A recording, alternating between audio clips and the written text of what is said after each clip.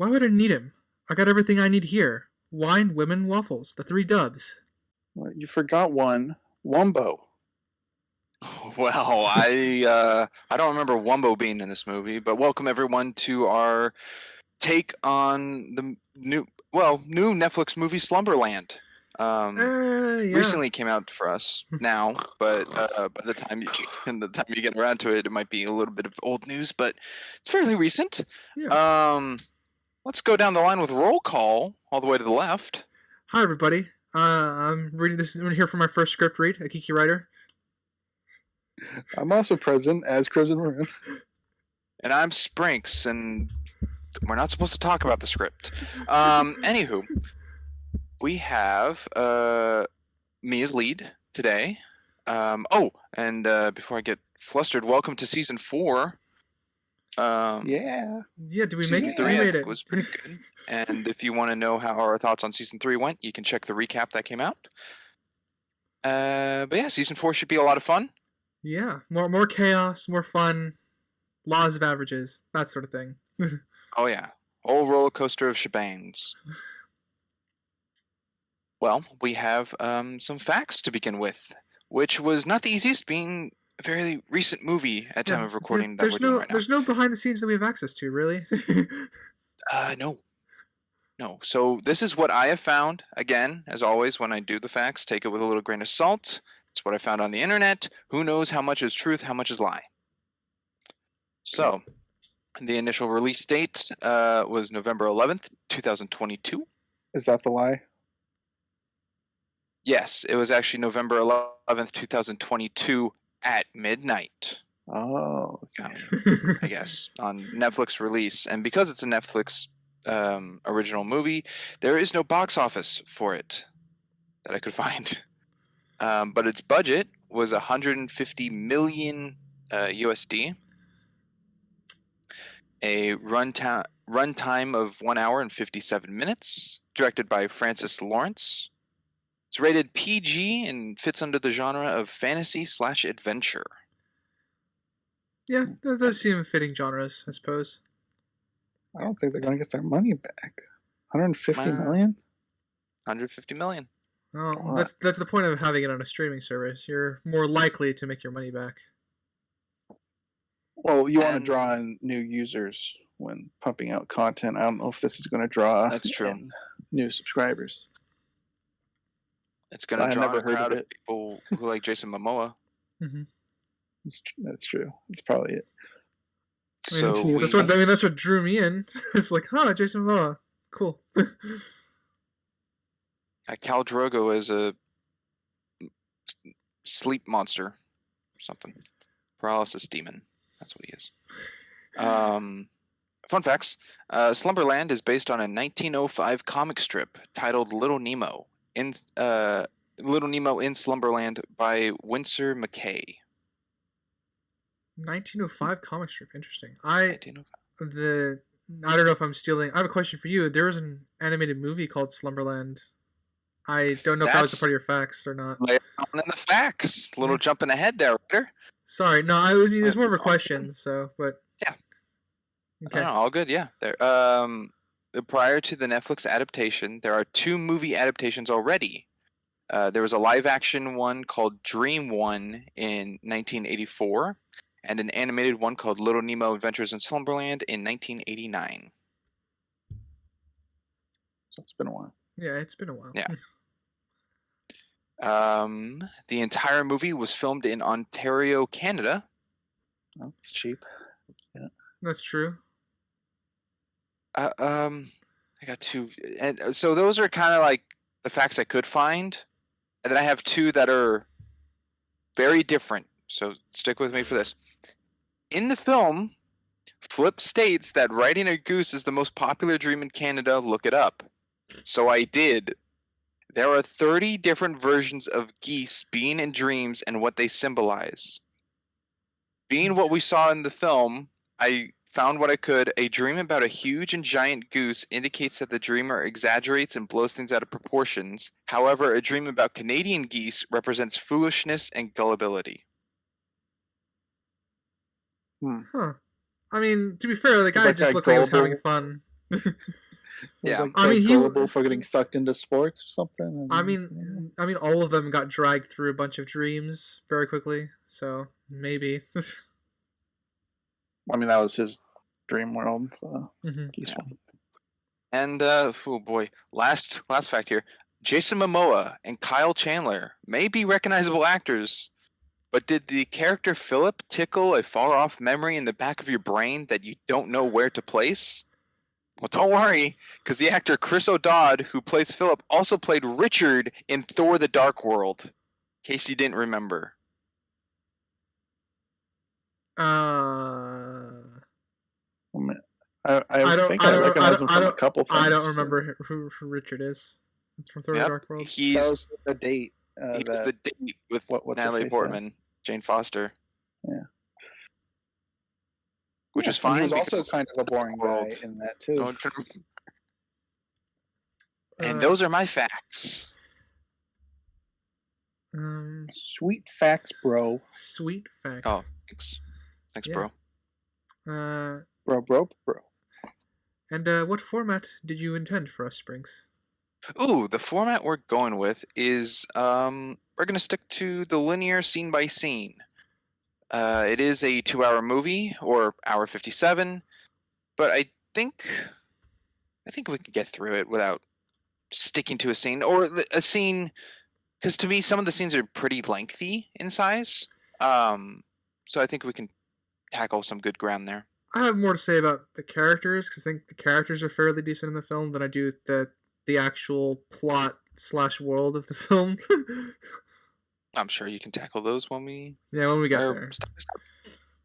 So we begin with Green, I believe, narrating a part that Nemo is unconscious. I'll say I don't think asleep while asleep makes sense. So unconscious in the Sea of Nightmares before waking up. Mm-hmm. And there's the spool of yarn and the map with her, and I think Pig is in the background too. Probably. So my question is this narration to the two of you, do you think this is part of the movie that's later on when she gets to the Sea Nightmares, or do you think what's happening right now at the beginning is a nightmare she's in before waking up? I think it's either later or this is them planning out her dream, since they plan all this stuff in the dream world. It's one of those two. Yeah. I'm pretty much what Crimson said is what I think it is.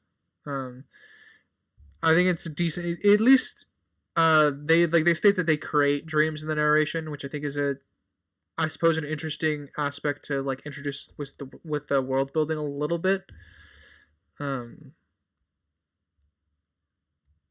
Yeah. Okay.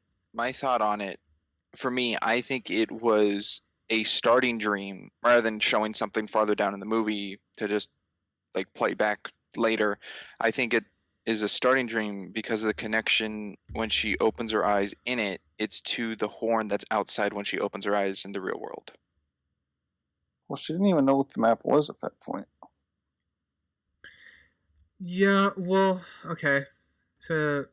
So she doesn't necessarily need to know what the map is to dream about it, because you can dream about things that are in your peripheral vision all the time without it necessarily being something you normally focus on in your day-to-day. So if it turns out it is it's like her first dream and it's not intended to be like a stealing from a later scene, I think that's fine. Yeah. I don't know if I like that. Yeah, that's how dreams work, Crimson. You actually want to tell the audience how what your experience is first? They predict the future. I don't think so. No, I didn't say it predicted the future. And that's what that scene essentially was. I did not say. I will say the future, I saw this once, and I do think this would be a better film to watch again with knowledge of how the world works. But. Yeah, I do want to watch this one again. You know what? I'm going to put a slight pause. I realize we have been talking and didn't give our history on this new movie. Foolish of me, assuming that the two of you didn't have any history. You know what? I saw those sorry. other two. Ah, I mean, my experience watching this movie is I had to watch it in 3 different sittings because life is complicated. But I got through it.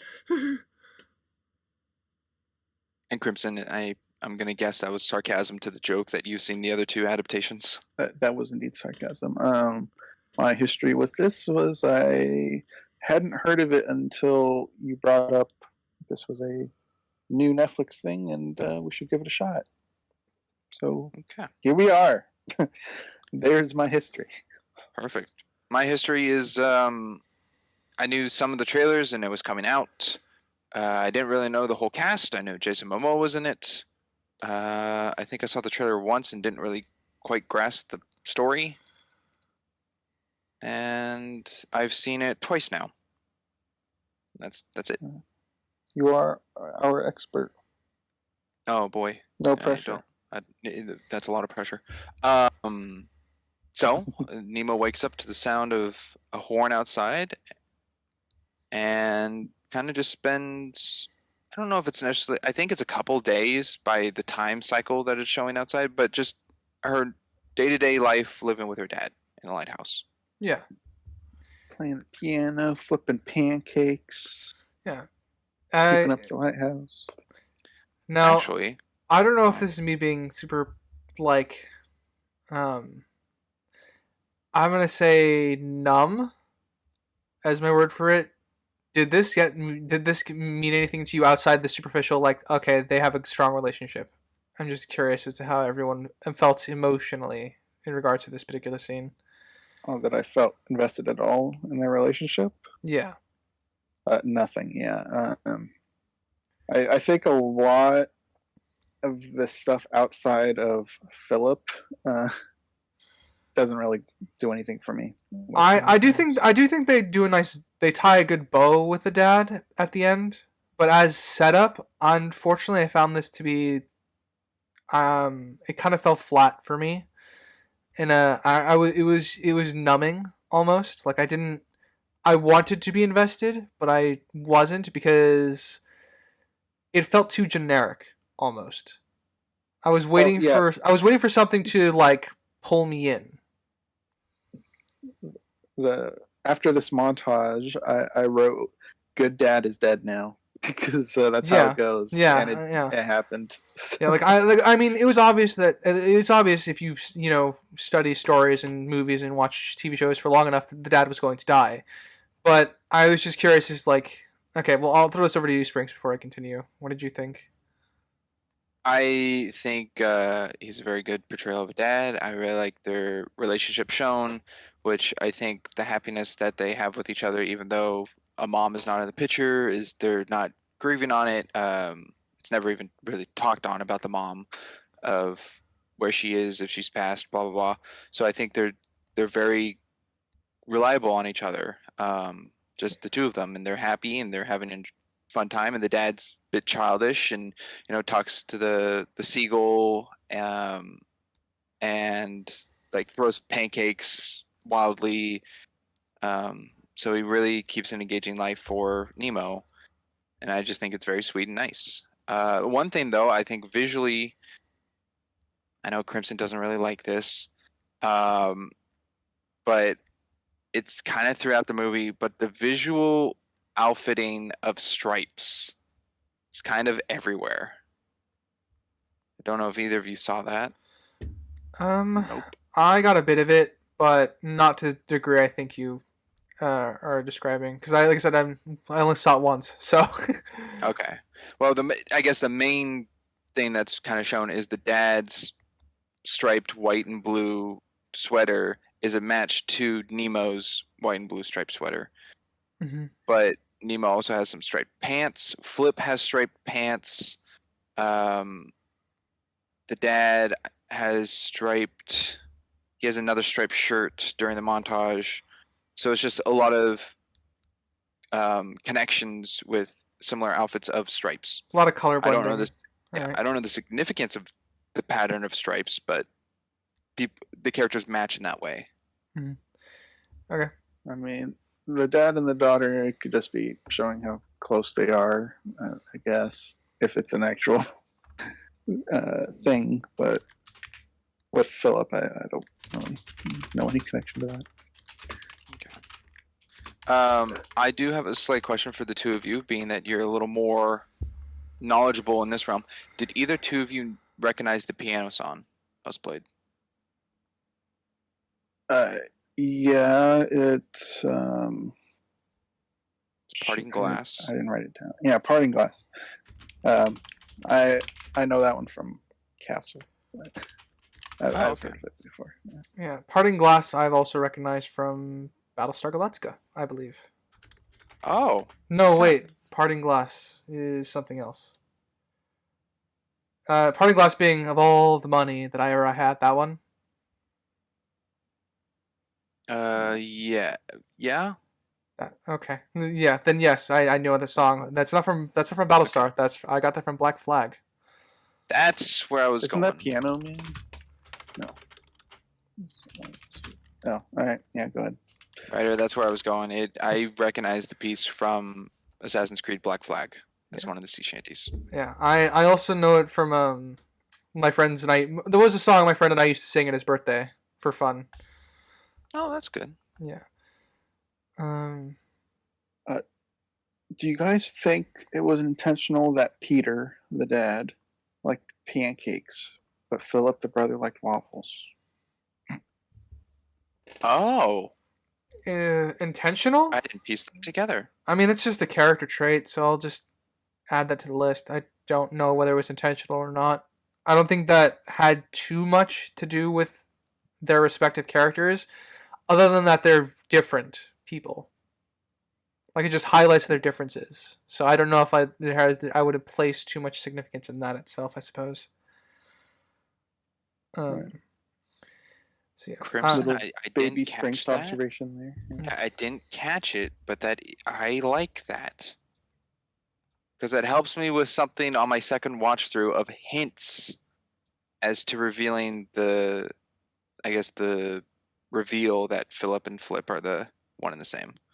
Mm-hmm. What? Spoilers for those who haven't seen the film, by the way. Yeah, we're talking about the whole movie, so if you're listening to the podcast, know that what we're covering, we go through the whole thing. Yeah, I mean, we'll save you from watching the movie. Yeah, but you know, okay. So I guess to kind of wrap up. Did you guys? Oh, go ahead. Okay, I just want to say to kind of wrap up my thoughts, I suppose, on the opening thing, because like I said, I agree with you, Springs. They got the point across when showing the father-daughter relationship. I was waiting for a more unique aspect to pull me in, which I guess would be the fact that he constantly tells stories. But I think I was just because for me it's missing something to properly invest myself because it felt too generic. I'm not saying it wasn't well done. Like, it gets the point across. You just wish there was a little more spice. Yeah, it needed something a little more unique to pull me in to their relationship. I do like the knot that they tie on this in the end of the film. Like, we can talk about the inverses that happen at the end that I think do make this scene better, but the problem they had to be made better retroactively, I think, is my issue with it. Okay. I'm thinking an emotional hit would have probably gone to you more righter if you did watch it all in one sitting than cut up. Maybe. Like I said, that could be chalked up as just my experience with it. But like I said, I do like the inverse of all of it at the end, which is, like I said, I do think it retroactively does make it better. So I don't know. Well, I guess that might be a personal thing for how I interpreted this. I kind of agree that it was pretty safe and generic. They didn't break any grounds at all in regards to the father-daughter relationship. Mm-hmm. And shoot, I lost my point. I had a good one. It's gone. Poof, magic. Just like my dream. Oh, Crimson. Like the rest of your dreams. I'm sorry. One day we'll convince you that your art is good. we'll do that. I gotta continue on then. So we'll continue with the end of the montage where Peter the Dad starts telling a news story of him and Flip to Nemo Mhm. before having to go answer a radio call. And I think, to me, I think that was pretty. I think it was touching.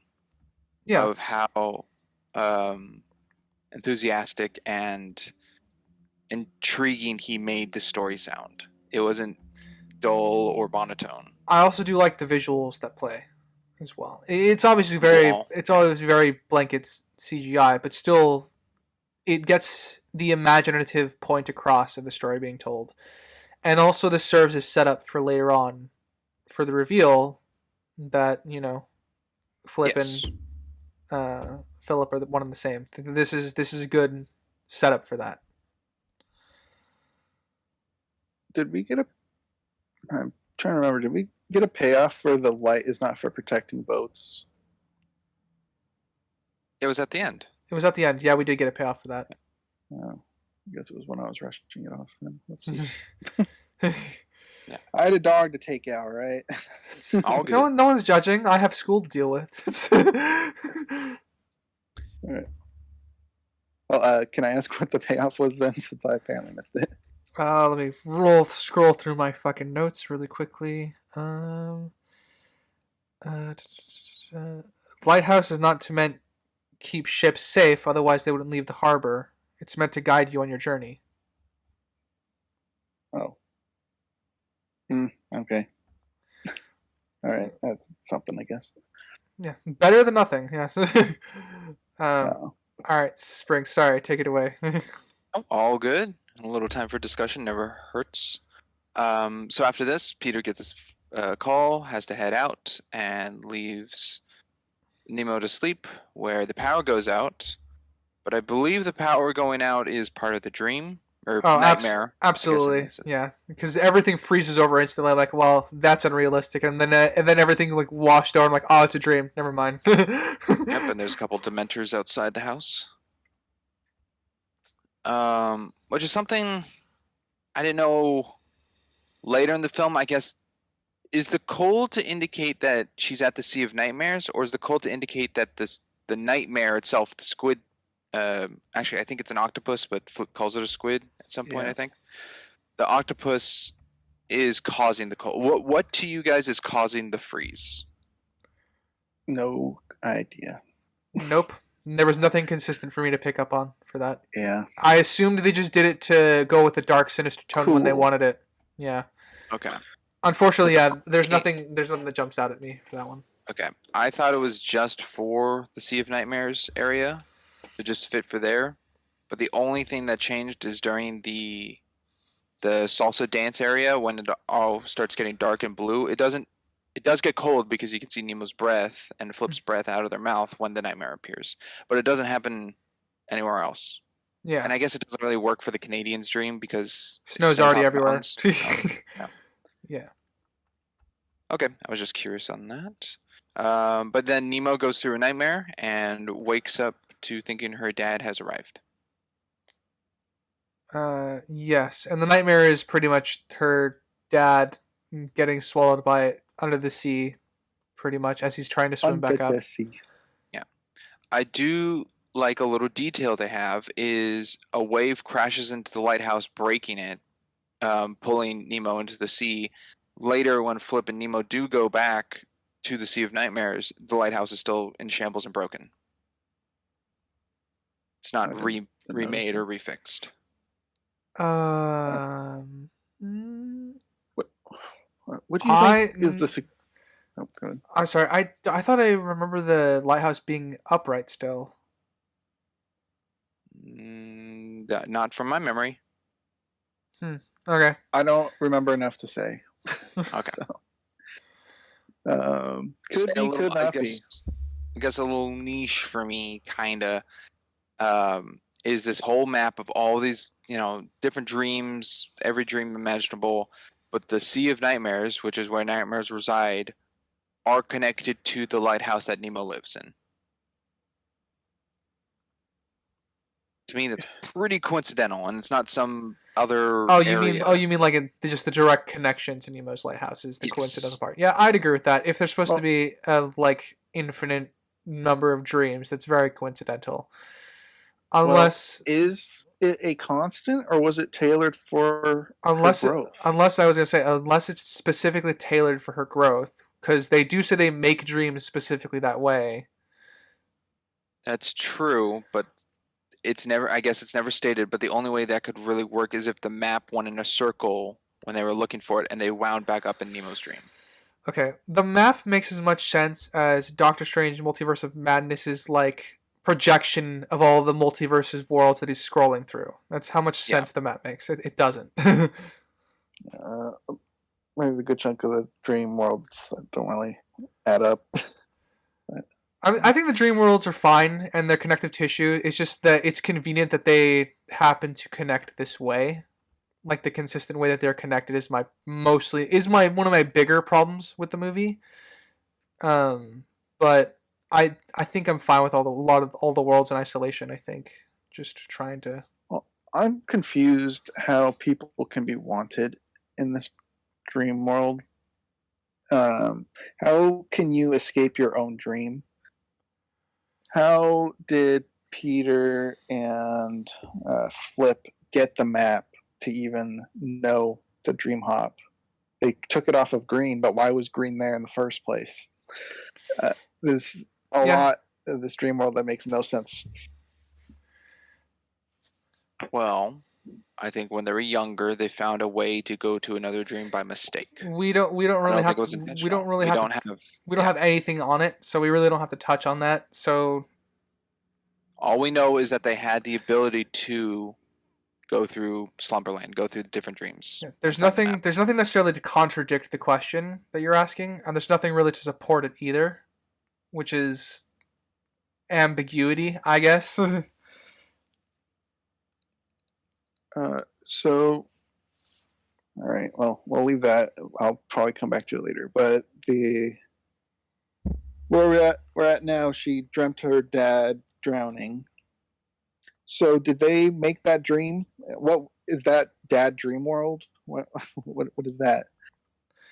Well, considering she got washed out of the lighthouse, like into the water, I'm assuming that it's a dream. Yeah, but it's like a premonition thing.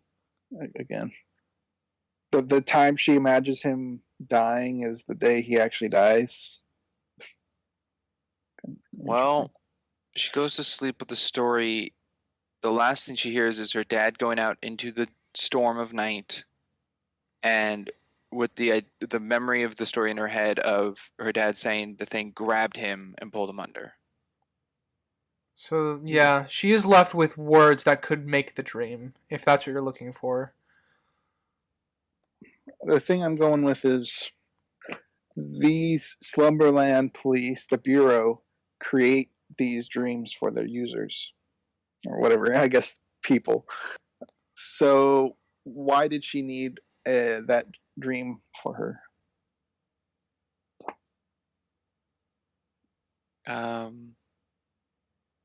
I mean, I still kind of lean on the only thing I'm thinking is that is what she was told, so it's not a surprise to be a different dream with that in her head.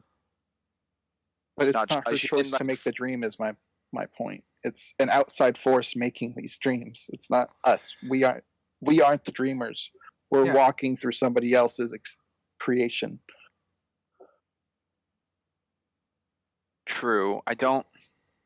It's probably a little difficult to go with Crimson because you don't dream.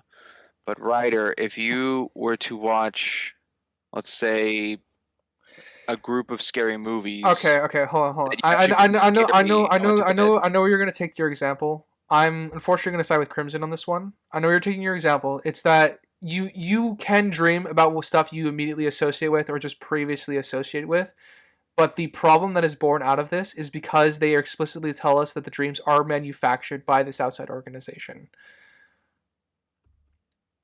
So if there is some, don't get me wrong, that's how dreams normally work in our world. We can typically associate things previous associations, like with your example, you're going to go with a bunch of scary movies for me, and I have a nightmare based on those scary movies.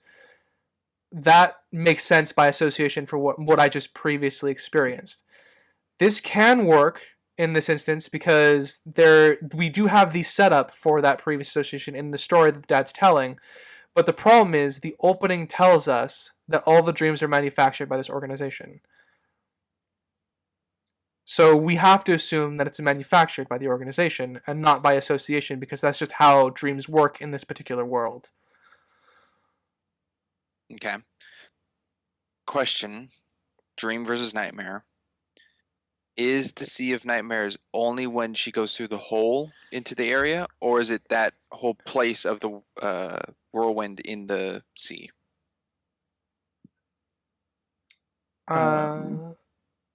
Sorry. Well, I kind of saw it like it's the. I'm blanking on the name. Stranger Things, the underworld. What was that called? The Upside The upside down. Yeah. That's funny. I kind of saw it like that. I immediately thought of it as the upside down when she woke up in there and crawled upside down into a hole. I have the notes. Yeah, that was very upside down looking. I'm happy we all came away with the same conclusion.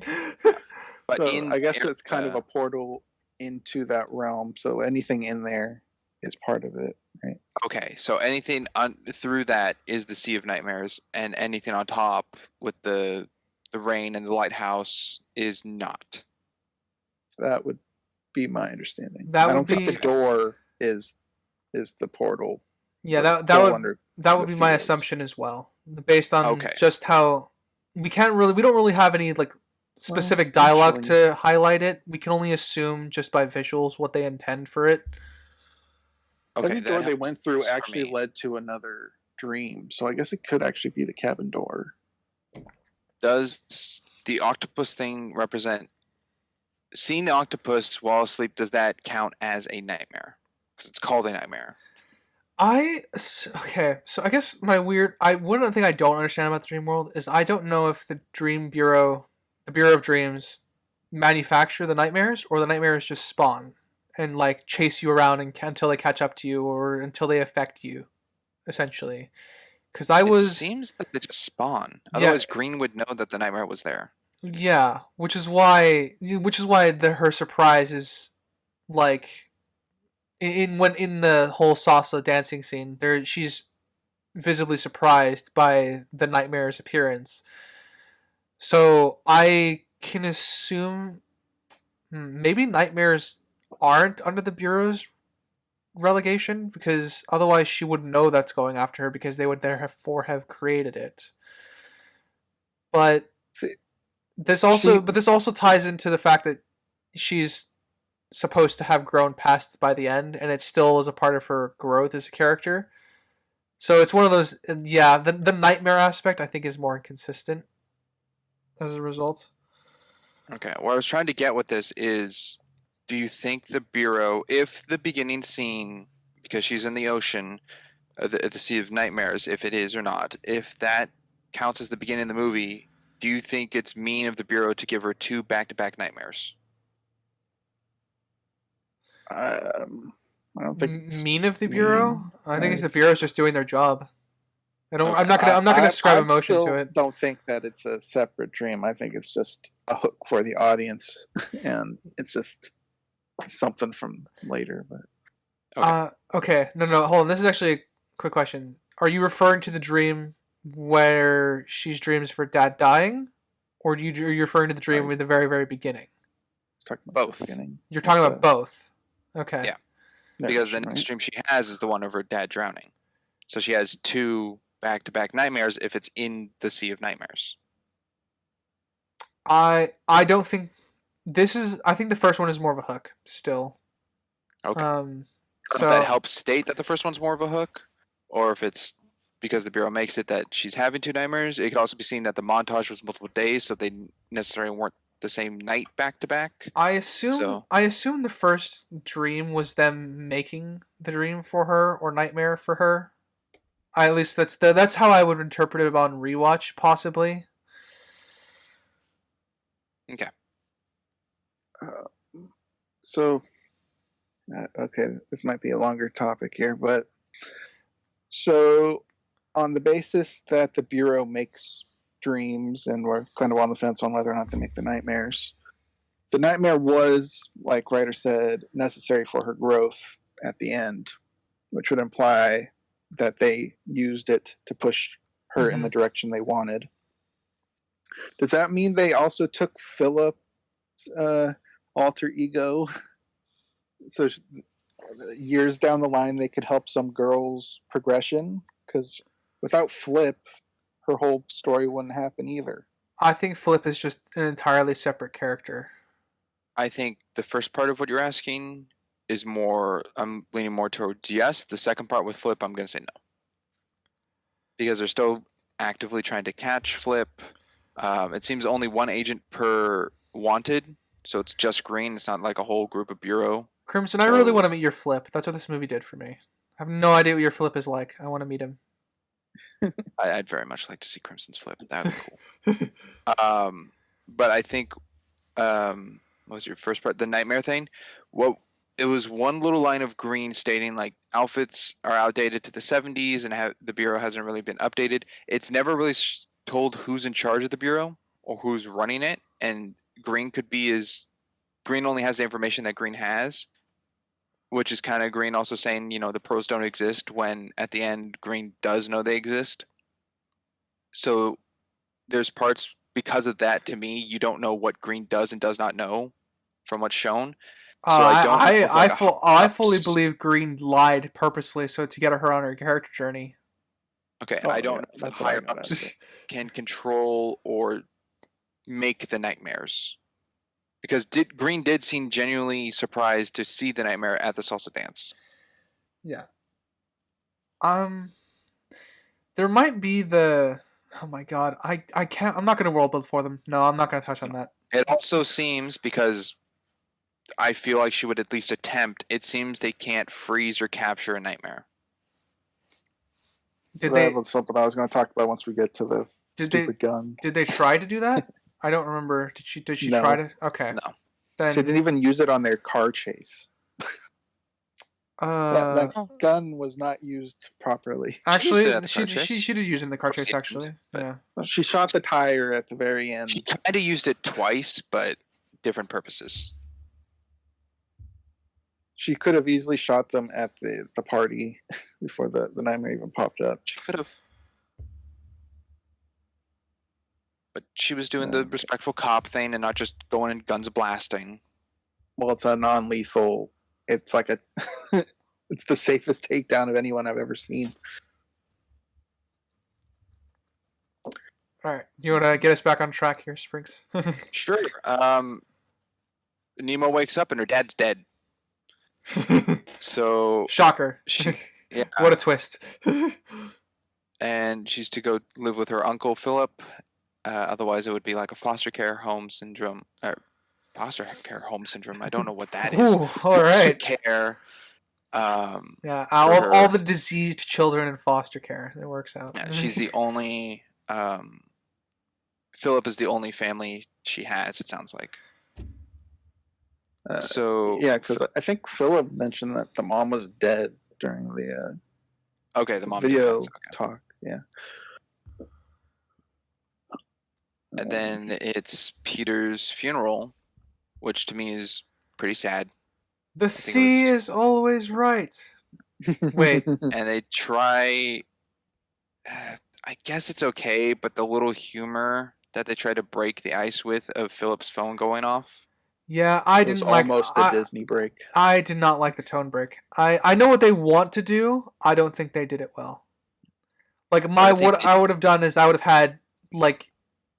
To make it more natural, you could probably have him slip on the deck because it's wet, the pier. But would that have been better? I think it would have worked better.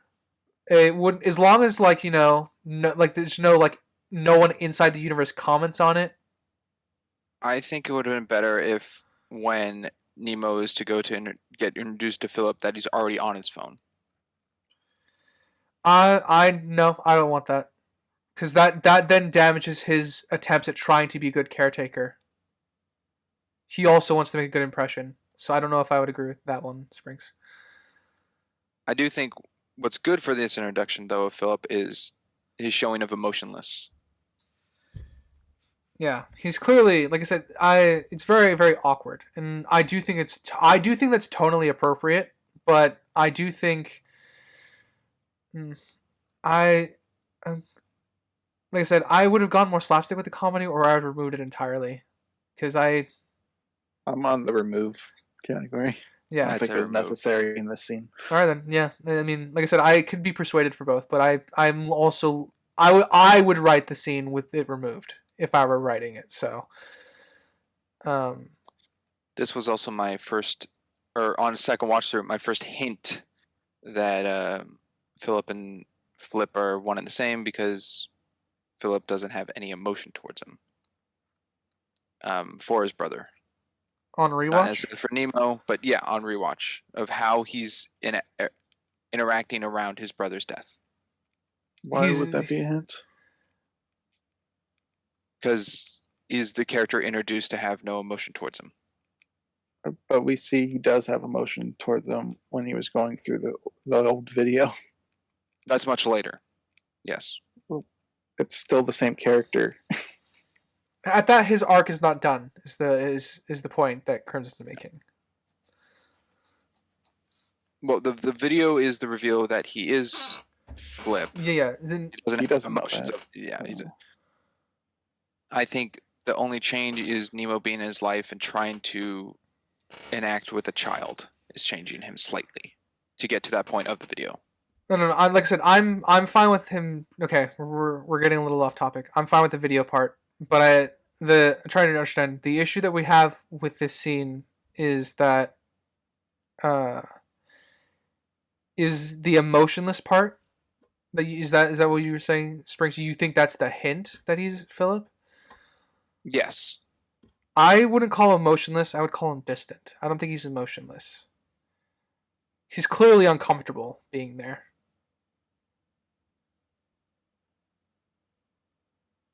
Okay. Well, I guess not strong feeling. He's not crying. He's not wiping out tears. He's not even really looking at the flowers that are tossed. He is distant, but he doesn't seem to have not really showing a strong connection to his brother.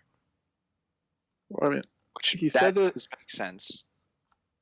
Yeah, he said a few times throughout this movie that he doesn't really tackle emotions. He doesn't really have any, so it's not really directed towards the brother specifically. It's kind of he's just emotionally turned off because of the estrangement with his brother. I think that contributes to his like distancing himself and his I guess his the face of emotionlessness. I think he's definitely toned down for sure. Okay. Anywho, as we continue, Philip takes Nemo to his place, to his home, shows her room, kind of goes over a few rules, shows his interest in doorknobs. And I think the knob business, because that's a pretty good apartment. Yeah, I honestly, I think this scene is what endeared me to Philip quite a bit, because it's, I mean, first off, doorknob seller as a, figure that we're supposed to kind of look up to is unique. At least, because I don't think I've experienced that in another story yet. So there's that, and there's also the aspect of like he's trying to show off one of his passions to her as a try to way to connect with Nemo, and I think that endeared me to Philip's character very quickly, because he spends a lot of this film trying to connect with her. Yeah, how to raise a child, how to talk to a tween. Yes, and it's definitely not perfect. Obviously, there's lots of missteps, but this being the start of it, I really, really like it because all he does is misfire. And you know what? This is his first interaction with his brother's kid, someone he's never, someone presumably he's never met. This kid that he's now taking care of, and he obviously has no experience with taking care of children. So it's very, very appropriately awkward, and I found it very endearing for Philip's character.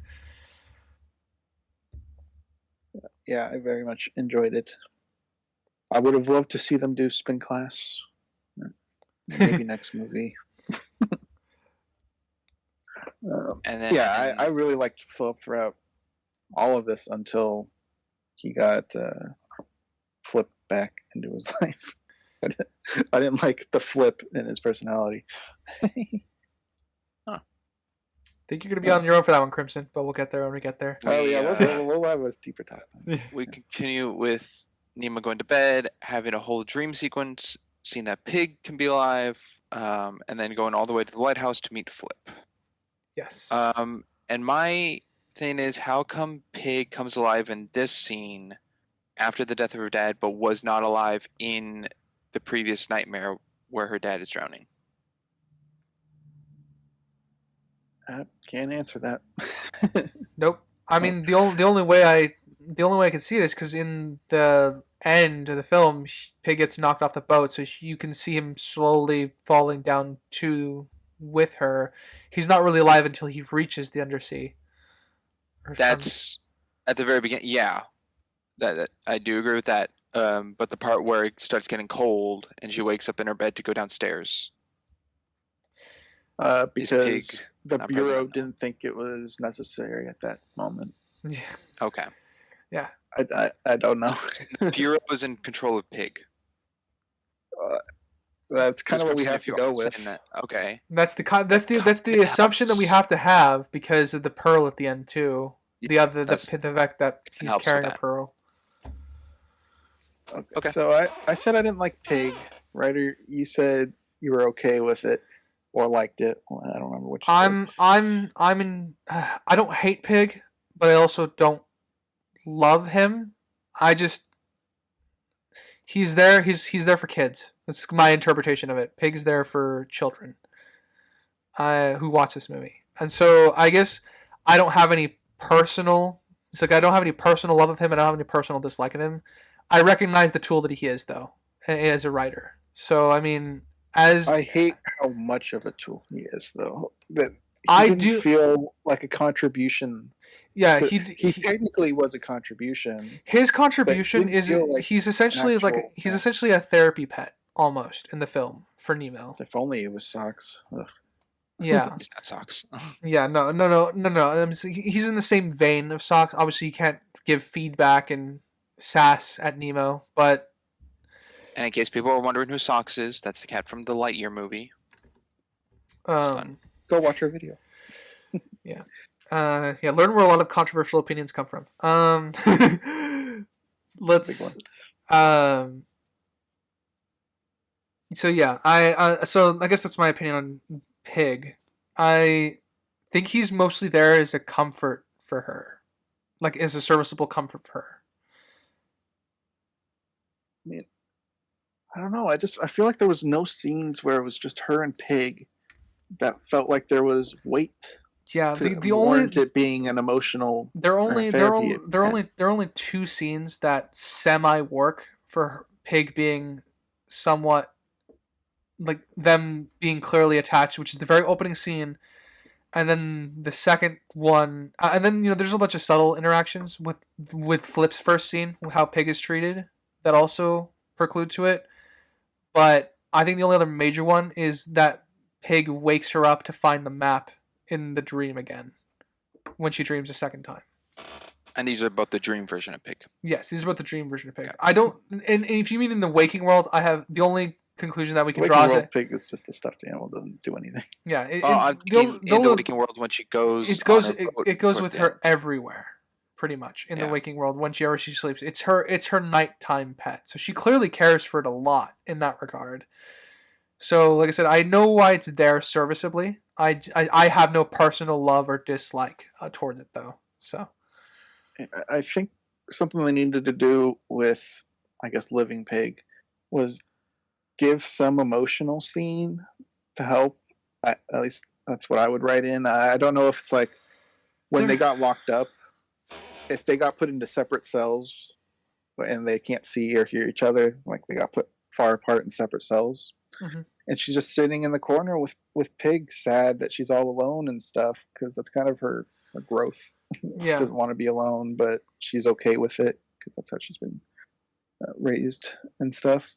I think they could have done a little emotional bit in the cells, but they didn't do that. Like I said, it's very what we have is very lackluster. If that's what you are trying to get out of me in terms of like there could have been so much more they could have done with Pig as a companion, and that they did not.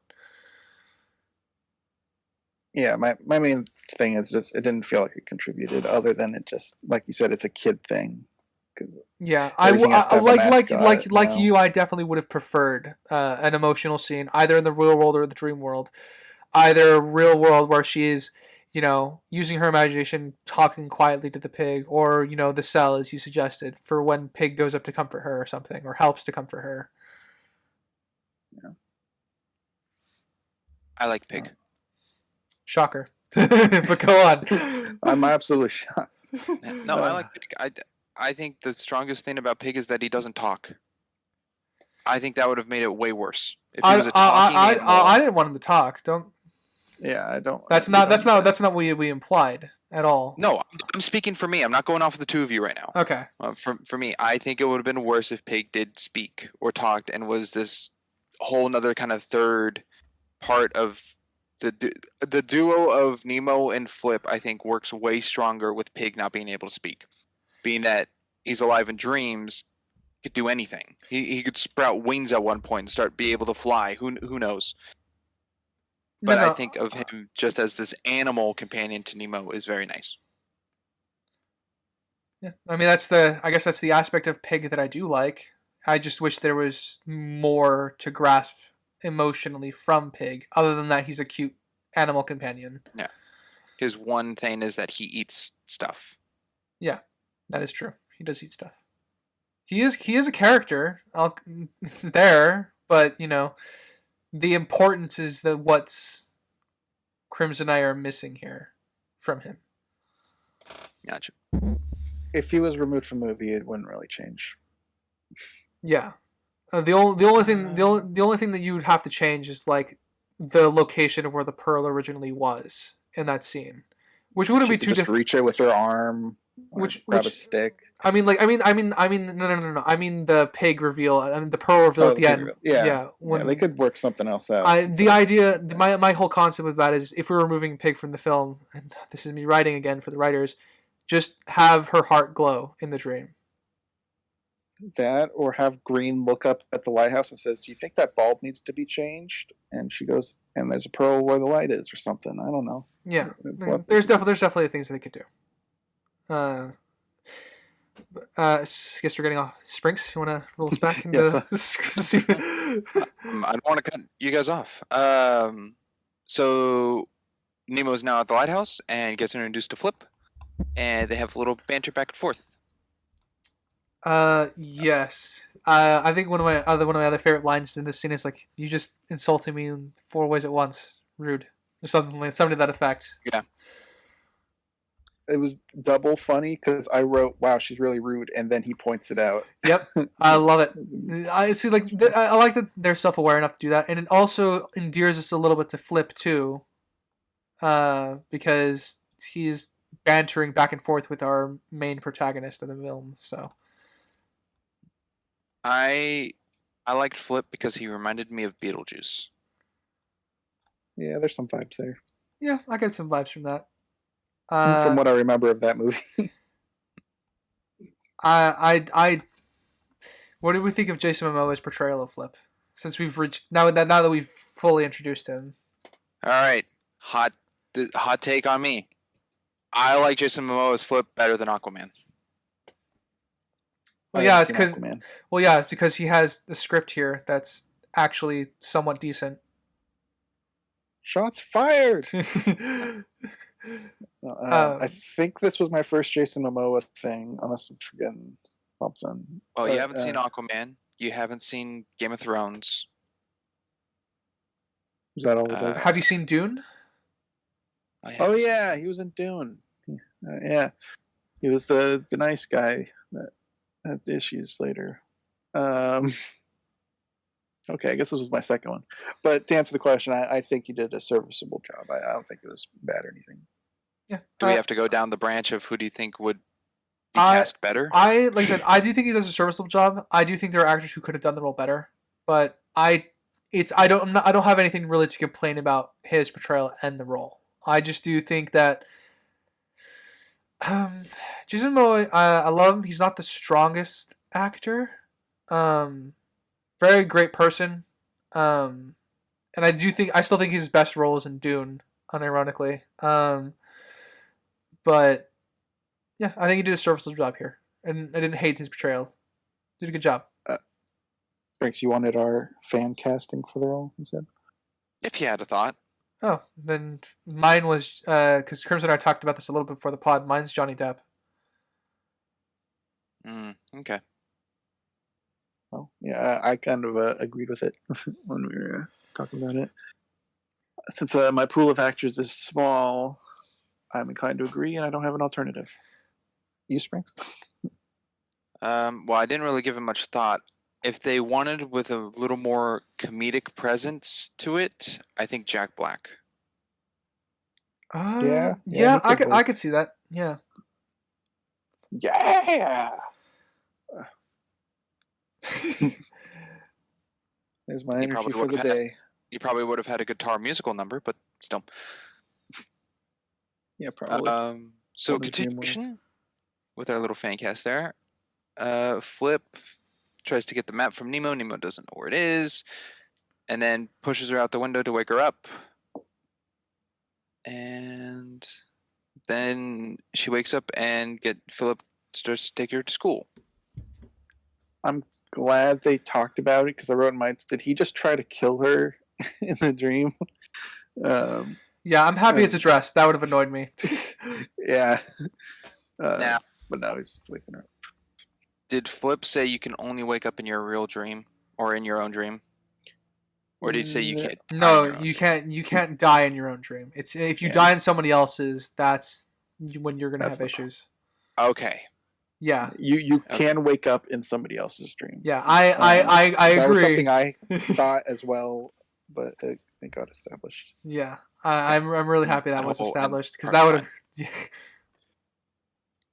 A little detail. Oh, sorry, Crimson. Apologies. Nah, it's kind of for later talk anyways. A little detail I do like is when Flip pushes out a window, there's a dream catcher up at the window. Huh, that's funny. Then why did she have nightmares? Gosh darn Bureau!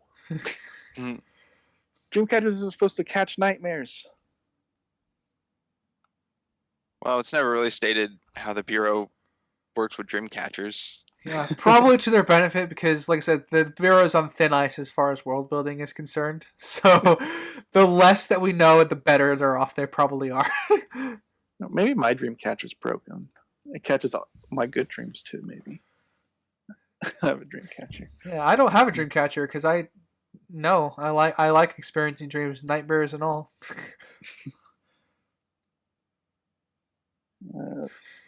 What was the last part you said? Philip takes her to school, but I think a really nice little awkward attempt with Philip is as soon as she wakes up, he just gives her a glass of milk. Yep, like I said, it's part of Philip just trying to learn. I love it. On to school. There's a lot of fat here at the school that could have been trimmed off. I think. Jamal. Yeah, you said Pig is not needed. I think Jamal is not needed. I agree. Yeah. No arguments there. Not gonna hear any arguments from me. Yep. I can't even give you a reason why he's in this movie. Mushrooms. He's a hobbit. He amounted to tattletaling on her. Yeah, like the only reason that he's in the movie is to facilitate the counselor finding her, which we didn't need. The counselor could have just found her. Yep. That's true. Janitors could have found her down there, reported her, done. We didn't need the guy who. How many clubs? I wrote that down. You wrote down all the clubs? 9 clubs. He was a part of 9 clubs. Jesus How Christ. do you do that? I don't know. I don't have time for that. I barely have time for fucking one. Yeah, because Is the mushroom one included out of those 9? Nope, that was the Okay. initial. Because the mushroom one, I would not count that a club. He's just going down the basement to grow mushrooms. Yeah, I mean, there could be a bacteria fungi club where mushrooms just happen to be a part of the focus. I'd be okay with that. True, but they wouldn't list it as the room, the basement. Yeah, that would be have its odd. own set room. Then again, my club room at my school was the janitor's office. If y'all remember. Nope. Oh, yes. Yes, I recall that. Yeah, I wrote down 9 clubs, and he still has time to do zombie movies with his friends. What? Bullshit. No way. Bunch of bullshit. That is not how time works. And his introduction is he's fighting for, what was it, plant-based silverware or something? Yeah. Compost. Yeah, getting rid of plastic silverware. Wants to do compost stuff. So he's trying to save the earth. I can respect that. But that's just another thing on his plate that he's doing. Yeah, I know. Actually, I figured it out. He has the time turner. He stole it from Hermione. Oh. This is a Wizarding World movie. Or does he just dream up all these clubs and he sleeps during class and he's just a slacker? I wonder what Jamal dreams about. Numbers, I don't know. Mushrooms. Like hobbits. Yeah, he dreams of mushrooms. Jamal sucks. And at school, we get introduced to the counselor as well. Yes. She has more of a presence of requirement than Jamal does. So a little bit. Yeah, like I said, it's very minor, but that is something over nothing, Yeah. I don't think Jamal does really anything for Nemo's character. The counselor at least has an attempt of stepping stone to connect Nemo and Philip more. Yes, the counselor does serve a purpose. So I'm fine with her introduction. I like how she kind of lambasts Philip a little bit for. I found that a little off. It's a little off because it's more like it's the intention is correct. But I don't know if it would be a student counselor that does that. It's also, I don't know, most people just don't talk like that. It felt like a script. Yeah, it was definitely two real people talking. Yeah, it was definitely more script than natural feely for sure. I'll give it that. But I do, like I said, I do like the intention, I guess, more so than the execution. Yeah. Do you think that we needed the school? Could Philip just have tried homeschooling her? Do you think that would be better, or not? No, I think that's fine because Philip is trying to give her a normal upbringing, and the first thing that comes to mind with normal upbringing is public schooling. Expensive schooling. Yeah, actually, this is private schooling, but same thing. He's still going to school with people. That's something he would do. Because this is something he would envision of. There are two facets from this, right? So he's trying to do something, give her a normal upbringing, and the other is that he still has work to do during the day, presumably. So he can't be with her all the time and watch over her. True.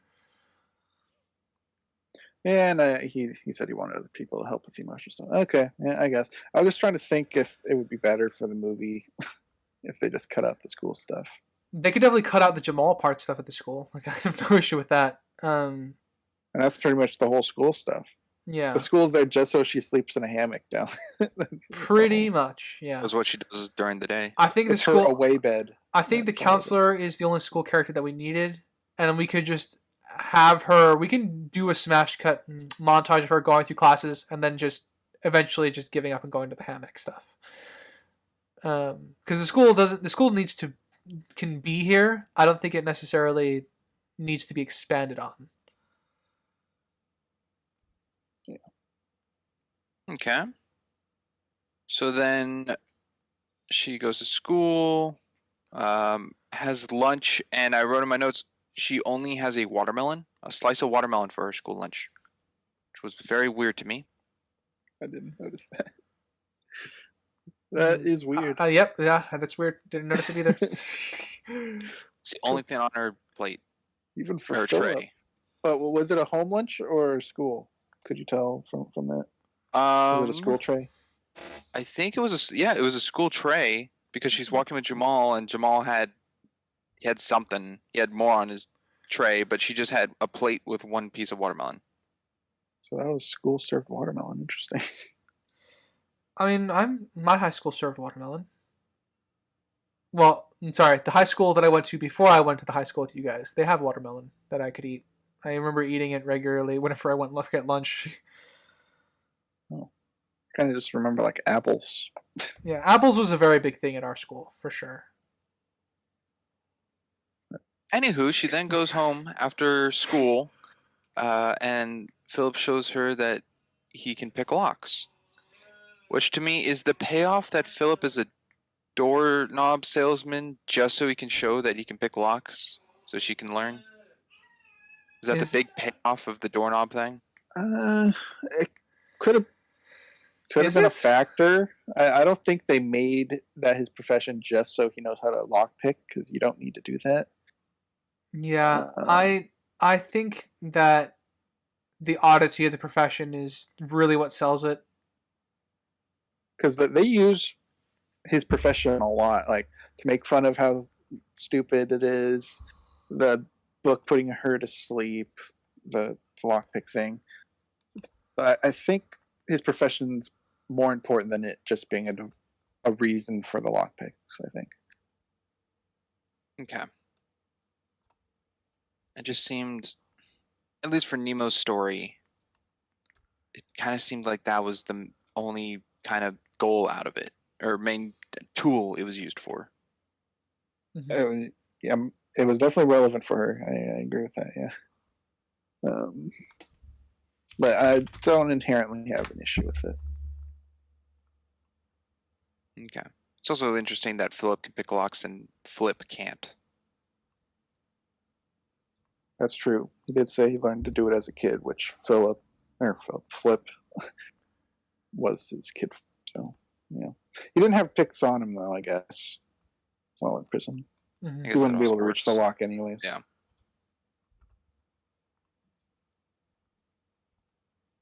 And then, so Philip tries to connect with Nemo more, and Nemo's not really having it, and goes to bed. Mm-hmm. Then I would have has a loved to have dream. seen that pillow fort on phone. Oh, or soccer. Yeah, in that fancy apartment. Yeah. That would be great.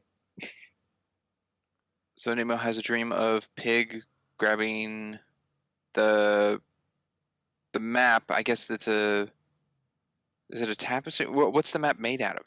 Leather? Silk? It's not silk.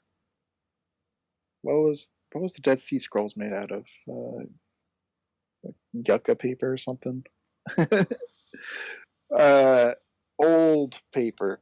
There you go. Old paper. Okay. The old paper painting that has the map in it, and then she wakes up and finds it. Something I found is it's not just out of the blue painting, or not painting, out of the blue framed picture. It's the framed picture that is above her bed at the lighthouse. So it has been shown previously in the movie rather than just out of the blue that Pig pulls out of a box. Mm-hmm. Nice detail. Didn't catch that. Yeah, good detail. Also, did she just decide to wake up to find the map? No idea. I don't know. Is she a lucid dreamer? I guess you'd have to be. I think yes. I don't think people have lucid dreams here. That's another topic. Can you have a lucid dream if someone else is controlling your dreams? No, I would say you can't. I think the only people who can have lucid dreams are people in the bureau. Yeah, but we don't visit any of their dreams, so. Nope. We don't even know what Green looks like in the real world. Even if Green is a person of the real world. Yeah. Probably not. Unless, well, she said she's 100. They were, you know, right? maybe the TVA. They're like TVA. They just kidnap random people and just incorporate them into their organization. Could be. Possibly. I don't know. Something I wrote down later, but it's pretty much relevant throughout, is the dreams being real time. Because there's moments where they are and moments where they aren't. I don't know. I never really paid attention to that. Yeah, it's a bit inconsistent. Crap. Trying to think. So the biggest obvious one to is the end one. Good. Yes, the biggest obvious one is the end one where she's on the boat and there lots of stuff is happening. But we can talk about plot armor later. But like she is, a lot happens in the dream world, and then we come back to the real world, and not much time has passed. I mean, if everything is happening in real time, that's one thing. But I think this is the only time where it grew inconsistent, because for the most part, everything else does happen in real time. Yes. I think so. Yeah, because we get her getting resuscitated on the rock, and we just get this montage of her spending time with her dad. And I assume it's the montage for the audience, and it's not her literally jumping time in her dream to have with her dad. So there's definitely some problems with that. Mm-hmm. What do you think, Sprinks? As I said, I didn't really pay attention to the time thing.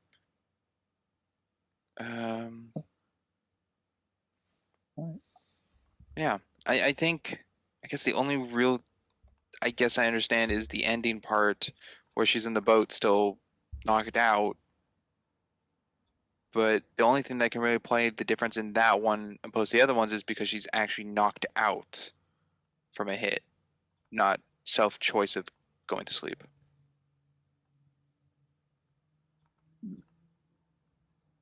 And that would change. And that would change the way you experience time in a dream. I think that would experience being able to wake up. Well, I can agree with that, but that's not something that's really tackled. She's not there trying to wake up and failing because she's knocked out, which would have been an interesting avenue to take. But they didn't do that. Okay, I'm just. I mean, it kind of shows when she falls off the boat into the water, the shock of the cold water didn't wake her up. Yeah. Yeah. But like the counselor waking up in a hammock, or a little bit of noise wakes her. So the difference of intentional going to sleep versus the unconscious being knocked out. But the time difference in those, I didn't pay attention to. Yeah. Like I said, I think there's enough, at least for the physicality of everything, because she's physically knocked out, so she wouldn't wake up. Like, I'm okay with that. The issue is the time difference. That would be the biggest problem I think I would take away from it, because there's a clear difference between the end and how dreams normally function otherwise. Which is kind of another facet. I would have liked to see that the dreams weren't real time, because that's kind of how they are in real life.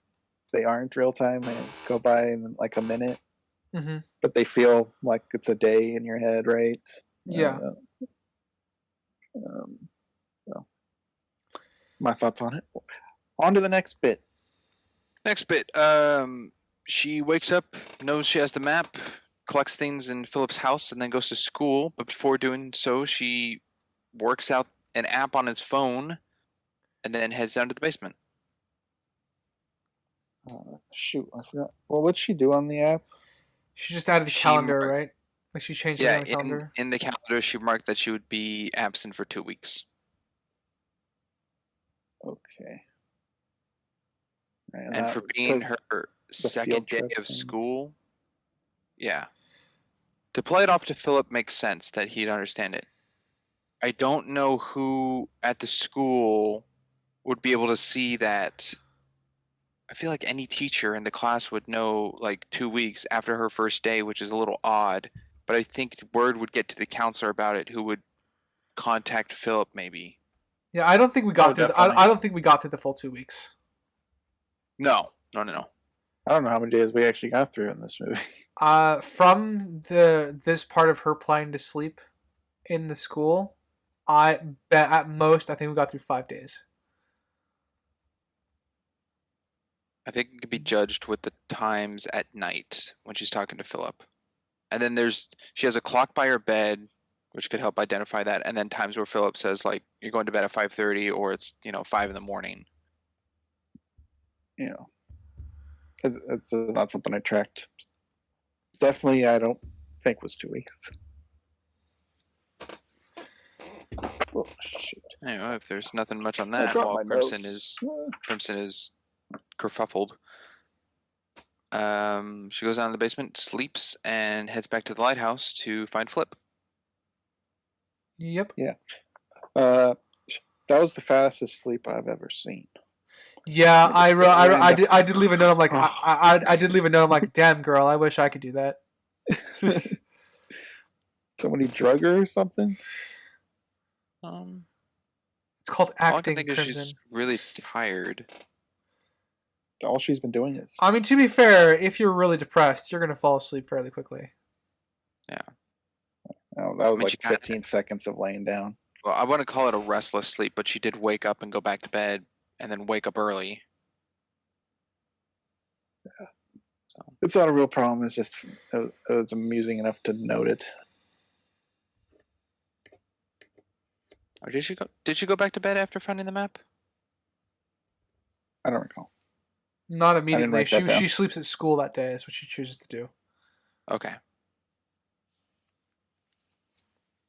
Well, she finds Flip again, and Flip's hat's gone. So I guess it was only used for the first introduction part. Which is a shame, because I actually like the hat. This is the moment where I'm like, okay, so her dream world, the lighthouse, is active even when she's not in a dream. Which is interesting.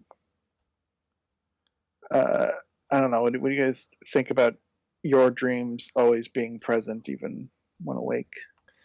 What would be the point of that for the Bureau's usage?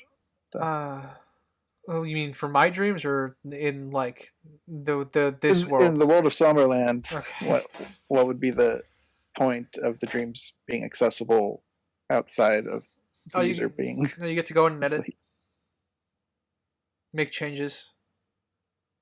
That's pretty much the main reason that's the main reason I would see for it. As if I were a organization, I would want the ability to access the dream when the user's not in them, so I can make edits, change things around, add things in to help facilitate what they need. Because we give only dreams that the person needs. You're like video game devs at that point, almost. Yeah. The thing to me that it's kind of acknowledged about, which doesn't really show on the map when it kind of does that cartoony look of all the places in the map. It's like the elevator at the Bureau is the only transport to get to those set locations of like endless staircase, teeth falling out kind of thing. And every single person has their own set dream world, but the dream worlds aren't shown on the map. Oh, like there's infinite dream worlds, so you can't really represent that on a map. Okay, I didn't catch it. I don't know if the two of you on, but on the map it didn't say like Sally Smith's world or, Timothy Timothy Smith's dream world or something. It didn't do anything like that. No, I should have paused and read everything, but I didn't see anything like that. Okay. Because there's a set on the map, or when the elevator was going, a lot of stuff was popping up. Yeah, a lot of we're going through of things like that. Nothing jumped out to me. Oh, it seems Ryder is now in the corner of a room. That was an echo. I apologize for that then. Oh, all good. So then we have Flip exclaiming that Nemo can't come along, has the map, has to leave, and Nemo uses the double knock outlaw code to come along, and they go through the first door. And a line I did like in this is Nemo talks about Philip and how he has no friends and is interested in doorknobs and everything, and Flip calls him a monster. But the hint, my second hint, I guess, the inverse of that is Flip is a monster and has an interest in doors. Interesting. Oh, that's kind of funny, actually. Yeah, bit of irony. Yeah, I like the whole double knock thing throughout this. Mm-hmm. Very simple, but I like it. It's simple but I liked effective. his reaction when she actually utilized it. He looks so offended. What did you just do? Did you just double knock? It's pretty funny. And this is when we find out about the bureau and stuff. And yeah, I didn't write down the actual full name. It was BOSA, was the abbreviation. Yes. Yeah. Bureau of Sandman. I don't know. I don't remember. Just the bureau. Yeah. Not relevant.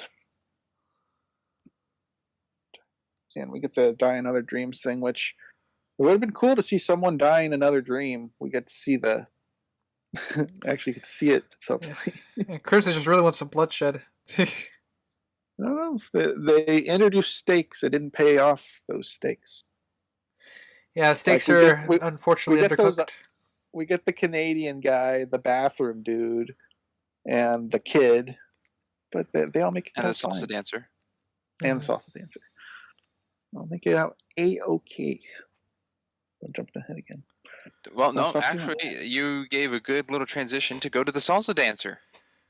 To go through the door into her dream. Mm-hmm. We have the Spanish scene just before that, which is funny, but I have no commentary on it whatsoever other than it's funny. Flip has quite an outfit. I like it's almost to the point where I think Flip has been to this dream before. Well, she didn't recognize him in that first time, right? No. Because she recognizes him later down the line. Yeah. So I'm going to assume that he's been to similar dreams before, but not this one. And I guess he's been dream hopping for years. Yeah. It's with it. Yeah. And I don't know if the beans in a dream that are conjured up get refreshed upon a dream. I don't know. But the person themselves should recognize. This was the scene where I'm like, if only Disney put this much effort in their visuals now. Yeah.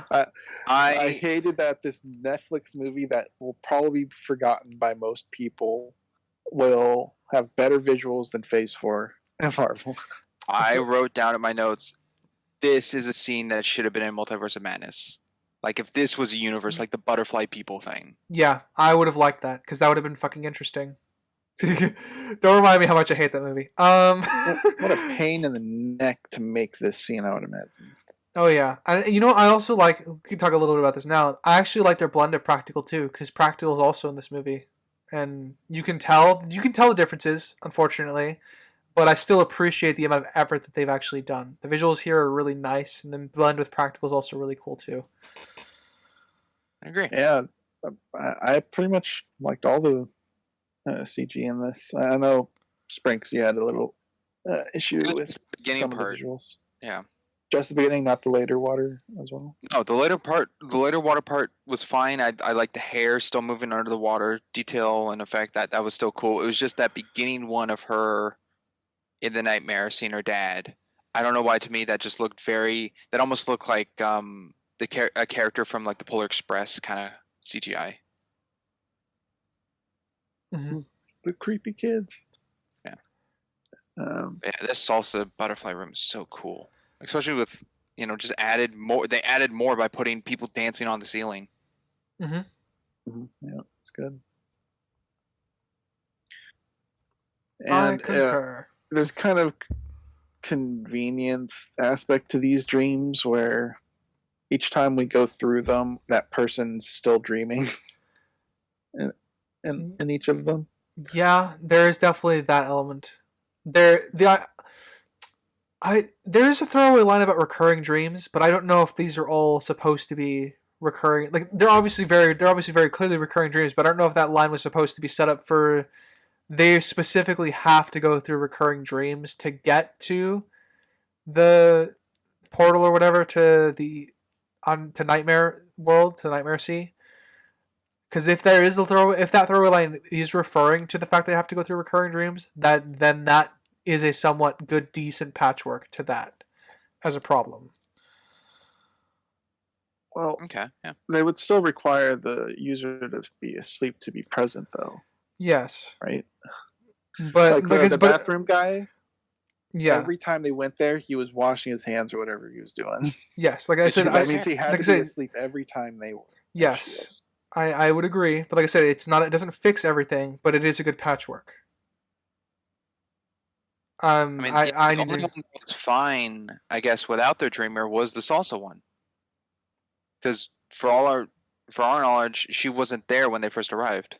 Yeah, the dream was being prepared for her. That was the whole thing, right? Yeah. Well, when they first walked in, didn't Flip say like the dream was still under construction as it was being built kind of around them?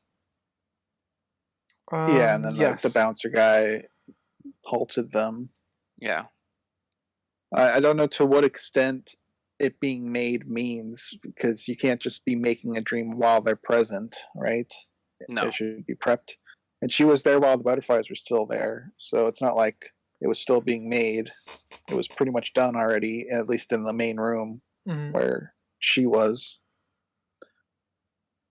So I don't know what aspect of it was actually still under construction, because none of it changed by the time they got into the main room. And the only other thing, I guess, I mean, still, when they later in the movie, when they get stopped in the elevator and they open the door, that they have stopped at location not found or something, like it was listed, or was that listed as under construction or something? It wasn't given an actual place of where they are in the Canadian stream. Oh, didn't notice. I gotta pay more attention to those signs, I guess. Anyways, I got another hint that came up during the salsa dancing when the salsa dancer said Flip is in a deep sadness like a lost little boy far from home. A little on the nose, but my notes to that was like a little on the nose, but okay. Yeah. I mean, she's a nun. She can see into anybody's soul. I mean, I guess so. I guess if you fucking say so, yeah. I do like the detail that they showed later of what these people were, Yeah, what they are in their real life. I do like that as well, because it's all ironic and on point. Because Flip says, "Oh yeah, she's just learned yearning to express herself. I've seen it before, And we come to her later, and she's a nun. I'm like, yeah, that's true. So. And then, as the room starts getting colder, we get introduced to Green. Yes, very convenient that she shows up now. Otherwise, I don't understand. Yeah, very convenient that she shows up now. Other than that, that's the major issue that I take with it. Yeah, I guess the bouncer called her. Yeah, so we kind of saw her in that, but this is more like face-to-face introduction. The whole Green thing doesn't make sense to me, because she catches up with them several times throughout this movie. Mm-hmm. But he's like, I've finally lost her after all that hard work, and now she keeps jumping on us. How is she finding them once they leave a dream, right? How would you lose Green if she can just follow you through each world, knowing where each door is? Well, something they never stated is if the dream... I guess it's the difference to the map, and I guess it's a detail I didn't pick out. If in a dream there's only one exit. I didn't know if they were using them to try to get to the exits to get the fastest route to the Sea of Nightmares. But if there's more than one exit, then he could have gone through multiple doors that she had to chase after. If it was a linear path, because she knew he was going to the Sea of Nightmares, but she didn't have the map because she was asking for it, all she knew is where they were and if they just vanish. Well, we see it with at least the city dream, the garbage truck. Yeah. That once they get beyond the bounds of what they create, it gets built ongoing as well. Mhm. Kind of like a video game where if you go outside where the area is made, it's kind of just nothing. That's Like kind of Free how City. I pictured it. Yeah, like that. So it could just be one door within the small area they already built, but we get literally nothing on any of No. that. And if there was more than one door, I think they would take the stationary one opposed to the one on the truck Yes. that's driving around like a maniac.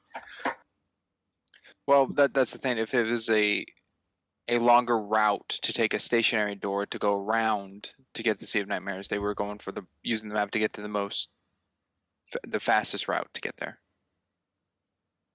Which makes me think there are definitely, no matter what dream you are, there are multiple ways to exit. Because I guess it kind of works, but during the guy checking himself in the mirror in the bathroom, and then Green does the handles to take him to the elevator of the bureau, when they're in the airplane, they're in the Canadian's dream that goes into the guy's hair's dream. So those are connected that way, and they didn't have to go through the bureau to get there. That's another. So many problems with this world to me, kind of like you or Bell with the U. I don't know why people's dreams are connected to other people's dreams. I feel like it should be kind of like Wreck-It Ralph, where they all hook up into a hub, and you can just go to each dream. It's weird that dreams connect to other dreams, and then some of those dreams connect to the bureau, and I don't know. It doesn't really make sense to me how these things are all linked. How is a little kid's garbage truck dream linked to a bathroom guy who's like 50? Checking out his hair, yeah. How would that be connected? I don't think it needs to be connected. I just think it help. I mean, only those who know of the doors can traverse that way. Like even the Canadian follows them all the way back to the salsa dancers, but he's just following. He's not really checking out doors or anything. I mean, that's not So it's just necessarily my point. It's like, so the bureau, at least based on what we see, has to jump through other dreams to get to particular dreams. They can't just shortcut to a Yeah. place. Do you think it would make it better or worse if Green could just use a translocator or something to just get into a dream, to just like teleport? I don't think that would break anything. Because So I don't understand the power of these the bureau. I think it would make it worse because then she could easily get to flip faster. Oh yeah, it would be a problem for our heroes, it's a but problem for our heroes. It's not necessarily the issue is the inconsistency, I guess, with the world at hand. The only thing that kind of, I guess, could work with it, but even still, is Green says everything's outdated. I mean, outdated visually. She has a device that freezes time. She says she explicitly says all the budget goes to building the dreams and making the dreams, and they're left with the scraps as the bureau, like the group that the cops, Yeah. I guess. Okay. So the visuals of dreams, does that also go with the? I guess that also goes with the traversing doors in between them. Yeah, because that's built for the dream. Yeah, I don't know. It doesn't make any sense to me, because even if dreams are linked to each other, which I don't think they should be, I think they should be linked up to a hub. Why would a kid's be linked up to an old guy who's been dreaming for like 50 years? Wouldn't the kid be like a newer dream and should be connected elsewhere? I don't know. So dreams based on age, like I'm around just trying each to other, think, like pockets. like in There's Tetris. nothing. The first block is at the bottom. The 50-year-old is at the bottom. There's nothing that stands out. Blocks. There's nothing that stands out in the organization of the dreams. For a group that is supposed to give people dreams. That's the issue that Crimson's taking with the world building, right? That's Just I don't understand why they need to link the dreams, and it's obviously inconvenient for the bureau as well, since they have to use these shortcuts. Each world doesn't have a bureau door, or at least we don't see one used outside of it. Well, doesn't make much sense to me. Okay. Even mostly quiet on this subject, writer. What do you think on it? Unfortunately, I think it's just a tool for the writers. My opinion doesn't extend much further than that. Like the writers did this so that they could connect Call of the Worlds in some way. It's not convenient for the bureau. It's not convenient for the characters. Well, actually, it is convenient for the characters, but the writers did it just to have it this way specifically. I see it for the tool as it is, and no other reason. I think it helps it a little more by not showing like the bureau telling about their shortcuts or showing like a blueprint. I mean, the map shows just all these kind of pockets everywhere, but it doesn't show like the elevator, how the elevator connects to things, what it can and can't connect to. If it can connect to anything, why not just traverse through the elevator the whole time? Multiple doors in the dreams. The fact that it doesn't show that, I think, aids it. Well, darn it. Okay. My last bit on this connecting thing. I'm going on too long already for it, but I would imagine, because people have more than one dream, right? You guys have more than just one location you dream. Yes, I don't dream about a lighthouse. So I would for the past 5 imagine years. they would have a person door. Like, this is Jimmy's dreams, and it has all of his dreams he's ever had. If those dreams were all linked to each other, that makes sense to me because it's the same person's dream. Oh, but hence why I was complaining about my one complaint that could fix this aspect is that a throwaway line about them specifically having to go through recurring dreams to get to the nightmare sea would fix this a little bit. Because then all the recurring dreams are stuffed away in one location, which is why these dreams are all connected. Specifically. And I think there is a line about it, but I don't know if it's necessarily directed to this. Because there is a line about recurring dreams. It might just be the Geese one that's coming to mind. But if there was a line implicating that, I think it does help. Yeah, I don't remember the recurring dreams bit, so I guess we'll leave it at that. Well, where are we at now? We are with Nightmares coming after the salsa dance. Dream, yeah, coming after the salsa dance. The nightmare comes. Green doesn't know it. They run through, get to another dream, and Flip finds out it was Nemo's nightmare that's after her, and Nemo wakes up to Jamal coming down to the basement. Gotta spray his mushrooms. Yeah. What are the odds? It's right next to her. It's fine. I don't know. I've been spearheading a lot of the points. Anyone else got something first? For this part, I don't really have anything. No, I got nothing other than just that Jamal doesn't need to be in this film. This has felt pointless to me. She could have woken up to just, waking up. Like, she didn't need to be scared up. Her body made her wake up. I think this is really reaching. I know Flip is not wanting Nemo to wake up for the use of the map because she has the map on her. But I think it's also a nice just kind of start that he doesn't want her to leave.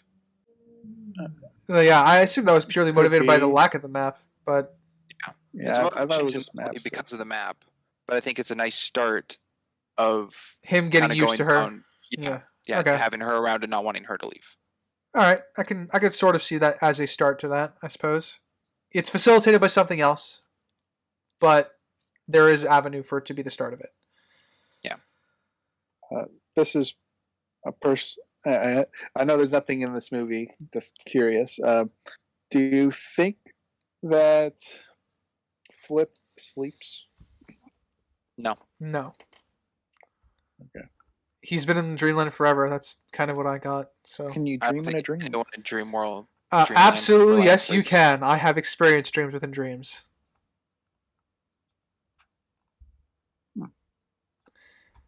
I have nothing scientific prove that, but it's just anecdotal. Yes, you can. I have experienced dreams within dreams. They are crazy shit. Okay. Oh, Sprinks, that was your thinking voice. What are you It thinking? is because I don't. A dream in a dream, to me, not down the route of Inception, but if Yeah. you dream that you wake up and you think you're awake, but it's actually still a dream until you actually wake up, to me, those are both still connected as a dream. I don't see it as like another layer to it. I see it as that is still part of the same dream that you, in your dream, thought you woke up. Okay. Okay, you took it Now, the once world again, building in aspects. this Fair enough. movie, I was going to, once again, not talked about in this film. But no. do you think if somebody has a dream within a dream, there'd be a door for each? Or you're leaning towards there's one door, Sprinks, for the dream I within think a it dream? would be one door, but it might Or be in one entry. the aspect of how when well when Nemo goes to sleep in her dream at Philip's house, it's Pig going for the map, and it's still in Philip's house because that's the bed. When she sleeps in the hammock at school, she wakes up in the lighthouse, or her dreams about being in the lighthouse. So I think if she went to sleep, it's like a way of traversing to get somewhere, but it's still in her world. It's not like she closed her eyes and went through an invisible door to wake up in another area. I didn't think about Philip's house as part of the dream area. That's anyway. I suppose. So we continue with Jamal with his mushrooms, and then Philip taking Nemo to see that her boat is there. You should sell it. Yep. To me, this is still her grieving. Yeah, this is still definitely her grieving. I still appreciate the fact that he's trying. He's again. I feel bad for Philip through this whole thing. She doesn't really give him an inch for most of this. Yeah, but he's also not landing all the like this was the first, I think, real attempt to reach out for her. Like he was trying earlier, but this was like obviously a big gesture, and this is the part where I actually did feel bad for him because other parts it was definitely like even, but like she could have politely said something and then said that she had no interest in it. Yeah.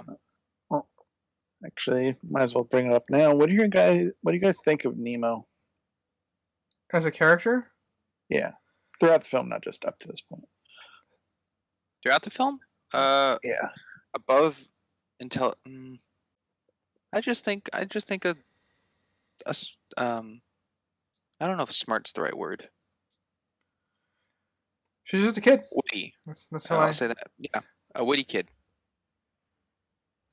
Witty kid. Because her brattiness can be written off as more easily written off as coping or like dealing with her loneliness issues. And I think she's okay. I don't. Trying to figure out how to word this again.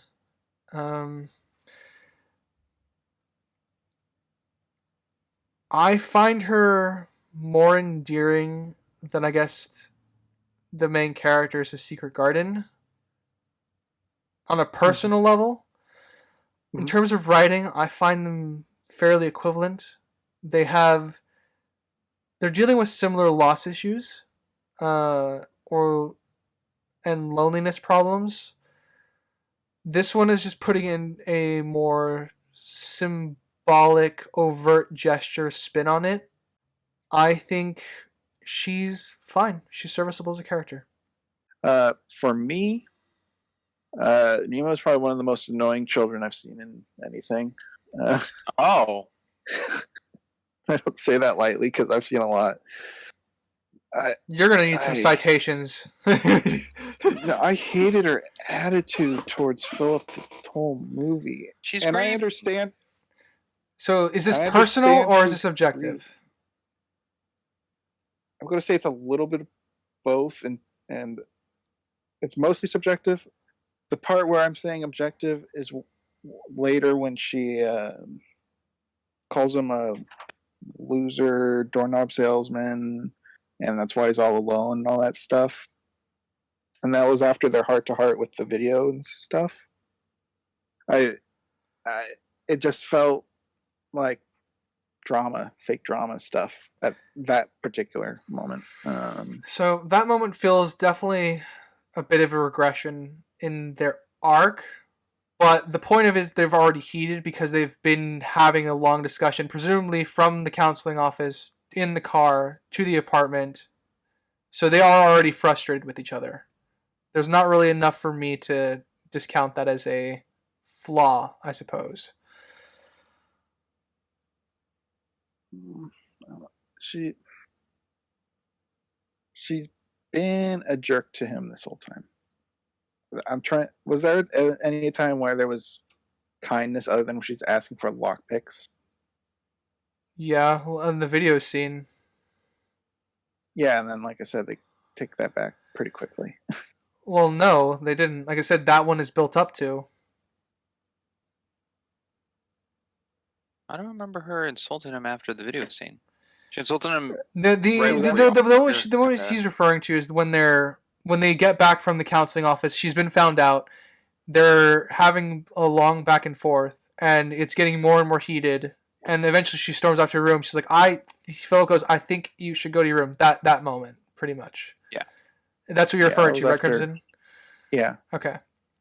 That is after the video scene. The reason I don't have a flaw in it is because at this point, this is after the student council, where Philip has said he doesn't do emotions. She would be better off in foster care than with him.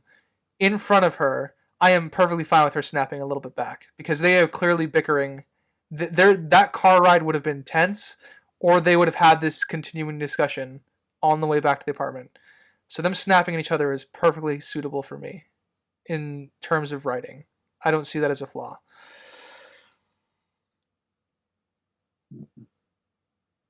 Well, I'll sit on it. All right. On to the next bit, I think. Yes. The next bit is Philip and Nemo have a little bit of dinner, a little discussion, before Nemo heads to attempt to go to sleep. Yes. What was there anything that was talked about specifically at dinner other than him just trying more to interact with her? Again, he tries to bring up his thoughts on Peter, but then gets rudely interrupted. Okay. Yeah, about how she shouldn't be a hermit like he was and should explore the world and stuff. Mm-hmm. Which is good. Worked out for me. Yeah. And then Philip goes to check on her after she's trying to fall asleep by reading the doorknob book, which she finds interesting. And throws it across the room. Yep. And Philip attempts to tell her a story. And she falls asleep right away. I do find this scene endearing both for Philip because he's just trying, and I also find it endearing for her as well because I as an avid book reader have had that moment of I'm gonna read a boring book to try and fall asleep, and I have hurled an interesting book across my room when I was suddenly wide awake because of the book. So I have lived that experience. But this scene is definitely more.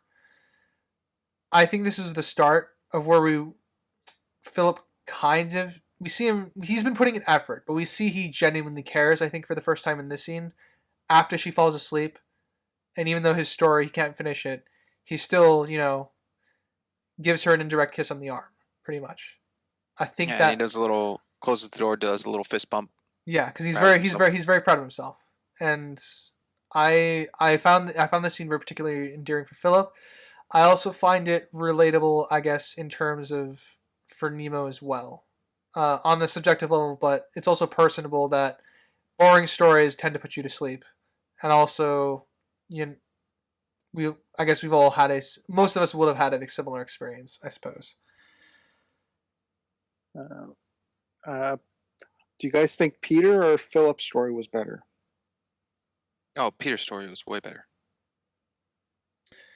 Philip's That 3-centimeter knob story was great. Philip's story is very in character. Like, I love both of them because they're both very in character. Personally, I would prefer to hear her dad's story, obviously. I wanted to hear the end of the knob one. What a difference. Yeah, like I said, Crimson, what more space you're making between us here? I mean, the Peter one, what happens? He gets out of the situation, monsters conquered, whatever. it's more interesting. Same old This monster one's fight. definitely more realistic, and like I said, they're Who both. knows how the knob story ends? Who knows? I can't even theorize. Probably ends with Philip saying, and then our hero sat down to tell Everyone that we his can put them on story cabinets. to Yes. a girl. Yeah. Anyway, we move on to Nemo waking up, or waking up in her dream, which is still connected to the kid's dream by just walking through one of the building walls. And Flip is at a row of vending machines and notices her. And the vending machine he's on is Twinkies, which is the only name brand one. Yeah, gotta say, I really wanted a Twinkie after watching this scene. I haven't had Twinkies in years. Should have Twinkie cereal. It's even better than the actual Twinkie. Somehow I think that's a lie. It's not a lie. It's opinionated. Yeah, Sprinks, you have the Twinkie cereal, didn't you? Crimson, coming out of your palate, it's very hard to take your word on food. What do you mean? He's got Who a doesn't point. like cheese? He's got a bit of a point there. You guys like the things I like. We right? do. So then you should value it. Well, you should I don't try know. the things we like. Yeah. You know what? That's I'm gonna Spring's pitch for that one. And I can't go much further because that's a whole other can of worms and a whole podcast all on its own. Yeah. We don't have to. That will never see the light of day. Yeah. Podcast minis. Crimson's eating habit. Anywho, this is the part to me where Flip and Nemo became a little more of a partnership than Flip being, the big boss, kind of bossing around. I'm an outlaw. Yeah, I can agree with that because he gets the map and then he actually tells a bit of history that he has with her father. Yeah. And good. Liked it. Good character growth. Little detail I noticed that I think is only shown here. The toes on the end of Flip's boots actually move. Did you not notice that before? I think there is more of it earlier on, but this was the first scene that was noticeable to me as well. Like, oh, that's cool. I have to rewatch to see if it's there earlier. I didn't notice that at all. It is a nice detail. Because I thought it was just like a fashion part to the boots. I didn't know they were actual, I guess, Claws. monster toes. Yeah, monster claw paws things. That was cool. So Flip tells the story of him and Peter and their dangerous adventures as outlaws when they're younger and looking for the new doorway, which is a movable garbage truck. Yes. For some reason. Yes. Just to give it a little more spice. I like that. She's like, "Who the hell dreams of driving a garbage truck?" And Flip just goes, "Don't judge." Yeah. At least it's original. I believe this is where Flip brings up, versus the dreams of, my pants are down or I'm riding a goose. Which is, I guess, is some setup. Since the Bureau makes our dreams, does the Bureau kind of control how you shape up to be, potentially, in life? Actually, unfortunately, probably yes. Yeah. If you get a bunch of dinosaur dreams, you're probably going to like dinosaurs. That explains Crimson's love for Jurassic Park. So this kid's going to grow up to be a garbage truck driver because some Bureau guys like it'd be funny if a kid liked a garbage truck. Yeah, Bureau stuff. And then the only use kind of shown here is Green is in pursuit of them. and uses a thing on her weapon that's a grappling gun.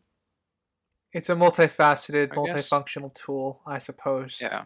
Don't really know anything more about it. I don't know if I want to, because it would just make the Bureau worse. The Bureau is on short standing as it is. Yeah. And then we have this whole car chase scene. She freaking destroys a skyscraper and makes it out okay. Yeah, her I car thought reforms itself. That looked really cool to me. Her self-healing car. Yeah, I put in my notes. I'm like, that's just unfair, but cool effect. I mean, like, why wouldn't you have that equipped if you could? True. The power of dreams. Yeah, it's one of those things I had to write off as powers of dreams because, like with her gun, because there is. If they got too hardcore with how their shit works, this film breaks. Yeah. A little detail I did like about the car is it shows that it has flat tires while it's healing itself and fixing everything. Once the car is fully healed, then it gets its speed boost. Which I think it was nice. It was not maintaining the same speed the whole time. Yeah. I'd agree. It's a nice detail. Crimson, anything on the car chase? Normal Bureau stuff, and I'm sure you guys are tired of it. Hold on. Yeah, they don't control much of the dream. Oh, yeah, like the car. That had to have been Green doing that, right? Yeah, it is her like ability. So I'm fine with them having the tools to edit the dreams that they create. So that's kind of the only attribution that I can think of that would logically work for that. In this instance, that's where my problems are. If they can actively add stuff, why can't they just put our heroes in cages? Snap of a finger. Yeah, I don't know. I wouldn't know the limitations to it. Sure.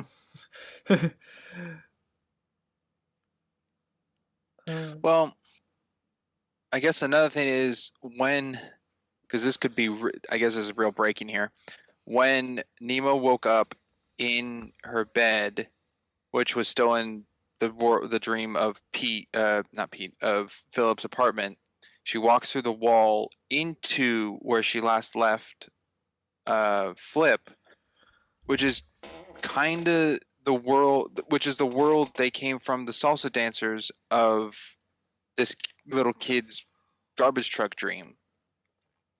So did Nemo wake up in her dream, which I guess is the Phillips apartment, and just walk through into this kid's dream? Kind of what we have to go off, unless it checkpoints you for some reason. Is that what the string was for? Kind of. That was the yarn tying her to. I assume that was the yarn doing it. The only thing that might work, I guess the yarn does work in that aspect, but I don't know if the kid's dream is only in the car. Well, the world is building around the car, so the whole world would be his dream, right? The skyscraper world. Yeah, his POV is just in the car. Yeah. To him, I mean, it could just be screens showing it, but because he never shows him coming out of the car until they go to the salsa dancer. Bureau's being detailed and building the world around the vehicle. I guess the functioning thing is the string on Flip's finger. Yeah, that's the only thing I explain. That's what they have as an explicit rule, so that's what we have to assume. Okay. So then the car chase goes into them going off a cliff, and we see the use of actually Green's weapon freezing time, which to me looked very cool, freezing the rain drops around the wheel. And then they fly off, hit the water, and have to get through the glove box of the car while the squid nightmare is trying to get them. It has found them yet again. Um, I like how you could tell that there was totally air on the top of the cabin for the actors to pop up when they need air during filming. Oh, yeah, you're right. They Right had above the they neon had light. lights lining it so they could actually see clearly, so there was no risk involved. Yeah, but I still appreciate the fact that they did the scene underwater. Yeah, good practical moment. Yep. Um, That's pretty much all I have for that. yep. Same here. Okay. And then they go through the glove box out of a toilet tank into the next dream, which is about I guess, a bald guy dreaming that he has hair. Or has hair again. Yes. And it is. I like that the bathroom is practical. And they have a nice flippin' Nemo have a nice little like dance together and bonding moment. Yeah, I agree. Don't think I have. I don't think I have any issues with this scene. And other than that, it's just progressing their Weird. characters. Weird door. An issue to a first viewer maybe is how long was Green standing there watching them. But to me, it also could be, did Green stand there and just allow it? Like already knew kind of about Nemo and play it off of not knowing to flip, which kind of helps explain why Nemo gets another pearl at the end. Yeah, I'm not sure. Ryder, you got anything on that? I do not. Okay. I did randomly think of something with the garbage truck. So, what if for some reason the kid gets out and blows up the truck? Is the door gone now? I mean, Might some presumably the door is underwater right now, but we find out later when they go back to that world, it's been reset or something. Yeah. I mean, same with the salsa dancers world. It's not like destroyed by the nightmare that was there before. So I think they reset or fix them. Whether that's, I think, done by the Bureau. But also another little detail here that I noticed is when Green goes to zip tie Flip, she removes the string off his finger, kind of showing she knows what the strings do. I don't remember that. Interesting. Yeah, she shows him the pamphlet of like, now that I've captured you, this is where I go, like exclusive, VIP dream area, and then she takes his hand, but takes the strain off of it. Mm-hmm. I wonder why she would know that. I doubt that would be the standard mode of transportation. Well, she's been chasing him for like how many years? 160 or something, Well, or she's that's been a how part of the Bureau that's for how long she's been 160, alive. But she's also been chasing him for a while too. 30, I think she says. That sounds about right with the time frame. I am curious what Green's relationship to Peter was.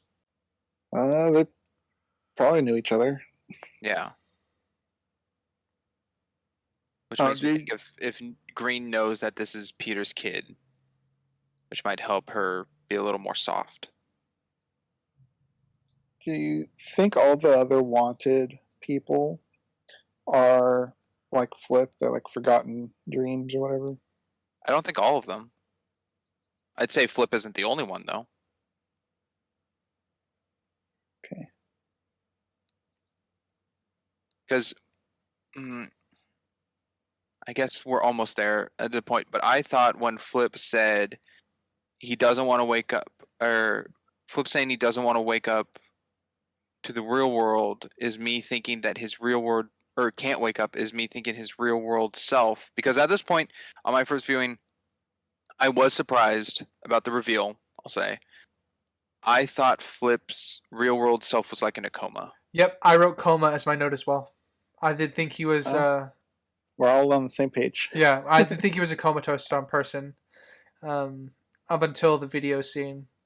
Anyway, Green captures Flip and kind of leaves Nemo just standing there, and uses a door to get them to the elevator to the bureau to lock them up. Yes, the dream changes. The dream just changes when like into the location that she intends to go to. Really cool. Yeah. Raises too many questions, causes problems.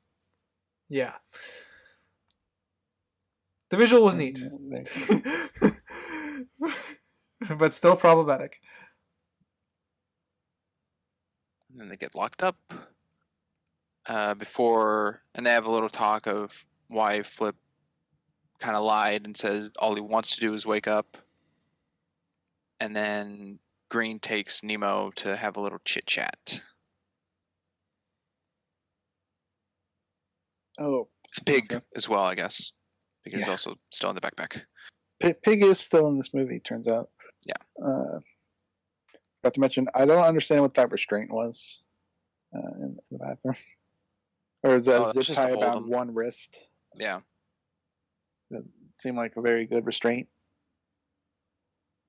Unless it's kind of like the red string where it kind of ties it to her as an individual or something. Don't know. Mm-hmm. Seems like a reaching on my part, though. To me, when Green gets to the bureau and kind of explains what she does, it still gave me a little memory or a little thought of Beetlejuice, of how the dead situation of dead people work. Mm-hmm. Kind of connecting that to how people in dreams work. With the talk with Green, I liked that talk. It was a pretty good talk. Yes. About bravery doesn't mean you're not afraid. You're up to face it even if you are afraid. Yeah, I like that. Reminds me of it was a good talk. Reminds me of one of my favorite lines from Game of Thrones, where Bran. The broken. Bran Bran asks, "How can someone be brave if they're afraid?" And Ned Stark replies, "That's the only time someone can be brave." It gave me some of those vibes. I always appreciate good quotes like that, so it was nice. When they were in the cell, Flip said they'd be in there forever. Do you think that would just be whenever she goes to sleep and dreams she's stuck in there, or she literally can't wake up now? If they were to stick with her being in there forever, like what's the normal procedure for dream lockup? Well, I think she can come and go, but she has nothing tying her to that cell. Flip can't wake up, so he is there kind of forever. But because the tie isn't on Flip anymore, when she goes back, she has to go through every stage, of door to get back to the bureau to Flip. Otherwise, she would have probably just dreamed and woken up by him because of the strain on his finger. Well, I'm not talking specifically their situation. It's more bureau again, where you assumed that the other wanted people aren't like Flip. More world-building concerns. Normal users. Yes. If someone gets locked up that is just a dreamer, a normal person, not Flip, are they going to be forever locked in their dreams, or are they just going to be forever asleep and put in a coma in real life because of this and be forever locked up? I don't know. Okay. And this is part of the bureau where it's stuff not shown, which leaves a lot of questions, but also kind of helps that it's not breaking itself with stuff it does show. Yeah, my concern is because my concern in this film is if they had focused too much on being super hardcore in all the details, it would have just broken itself up. Because there is a lot of unanswered questions that don't necessarily break the world. We just have to. We're basically told to accept it as it is, which is fine.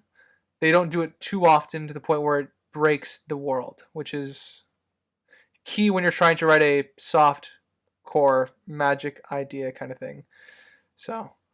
So then after the talk with Green, Nemo wakes up, pretty sad about it, and goes to talk to Philip, where Philip takes out the camera or takes out a chest full of old stuff when he was younger and video recordings of him and his brother. Yes, this is probably my favorite scene of the film. This shouldn't be a surprise to anyone who knows my patterns. I do think it's very well written on top of it. This is probably my personal favorite part, though. Because this is, I think, the first time that Philip actually lands in a way to connect to Nemo. And I do think it's very, very strong indication of like what his character is now, because with the reveal that he is Flip in this scene,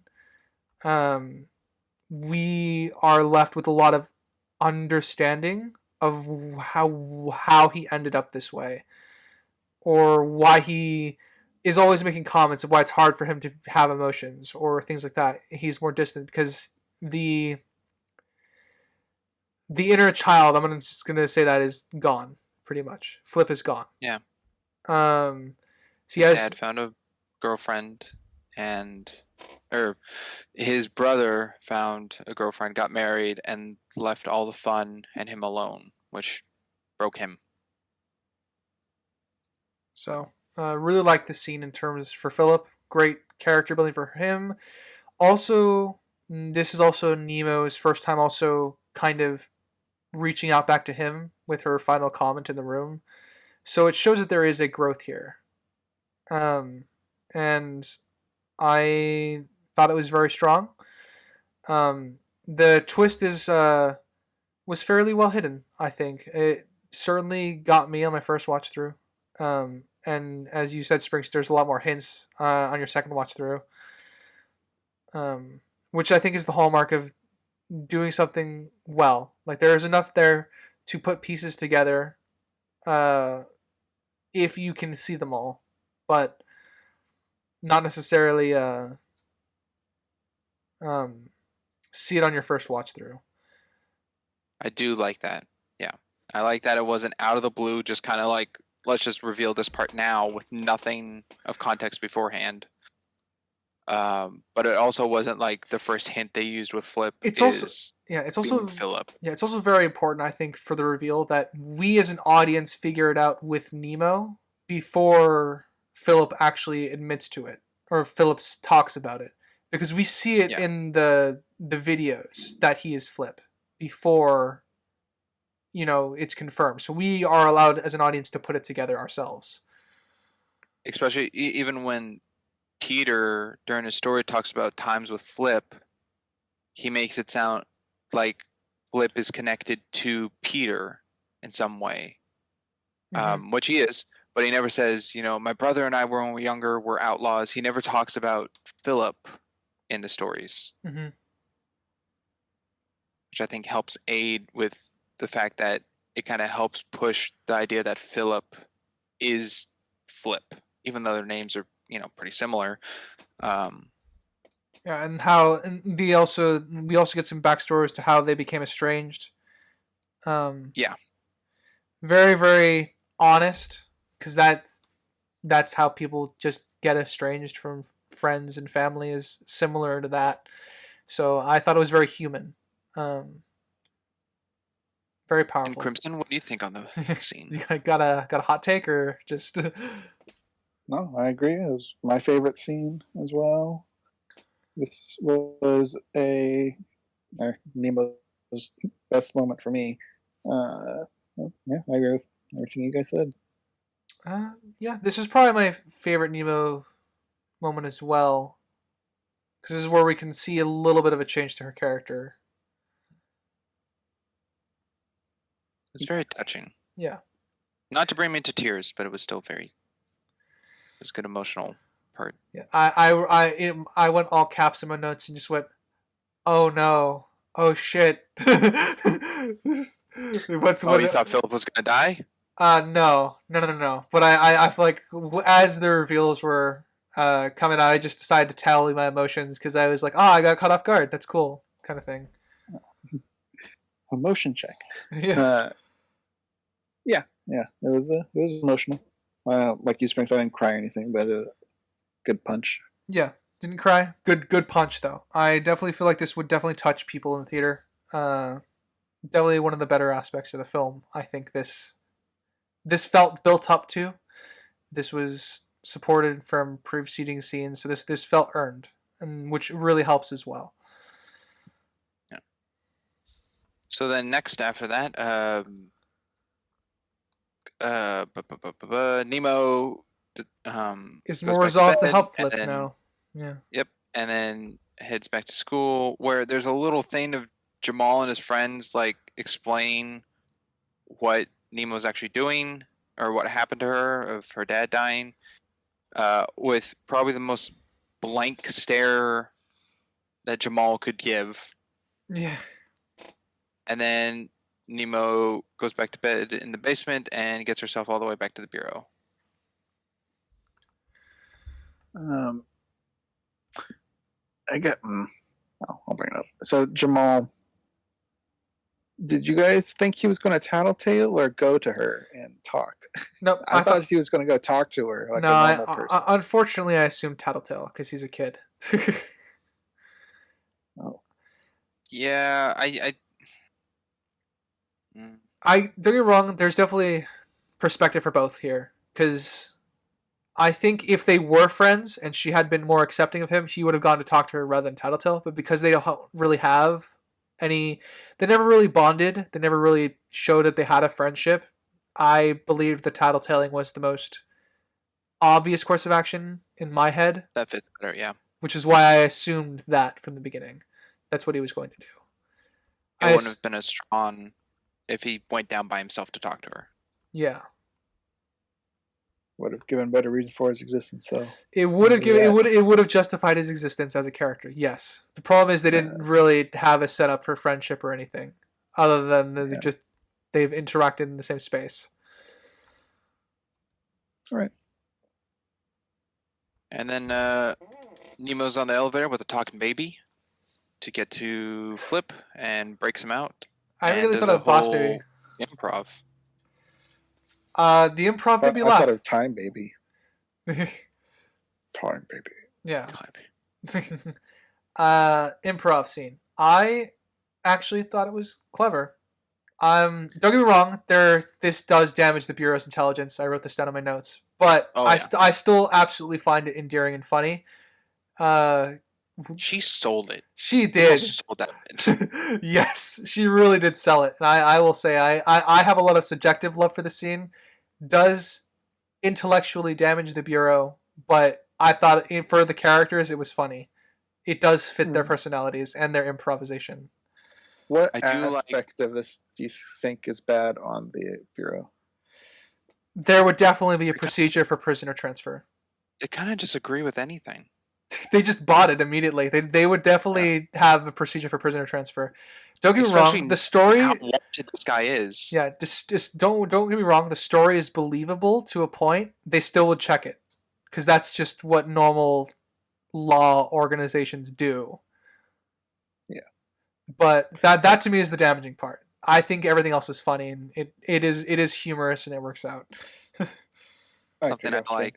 What I like about this scene is now that Nemo knows that Flip is Philip's dream version, she uses his Houdini line to Flip.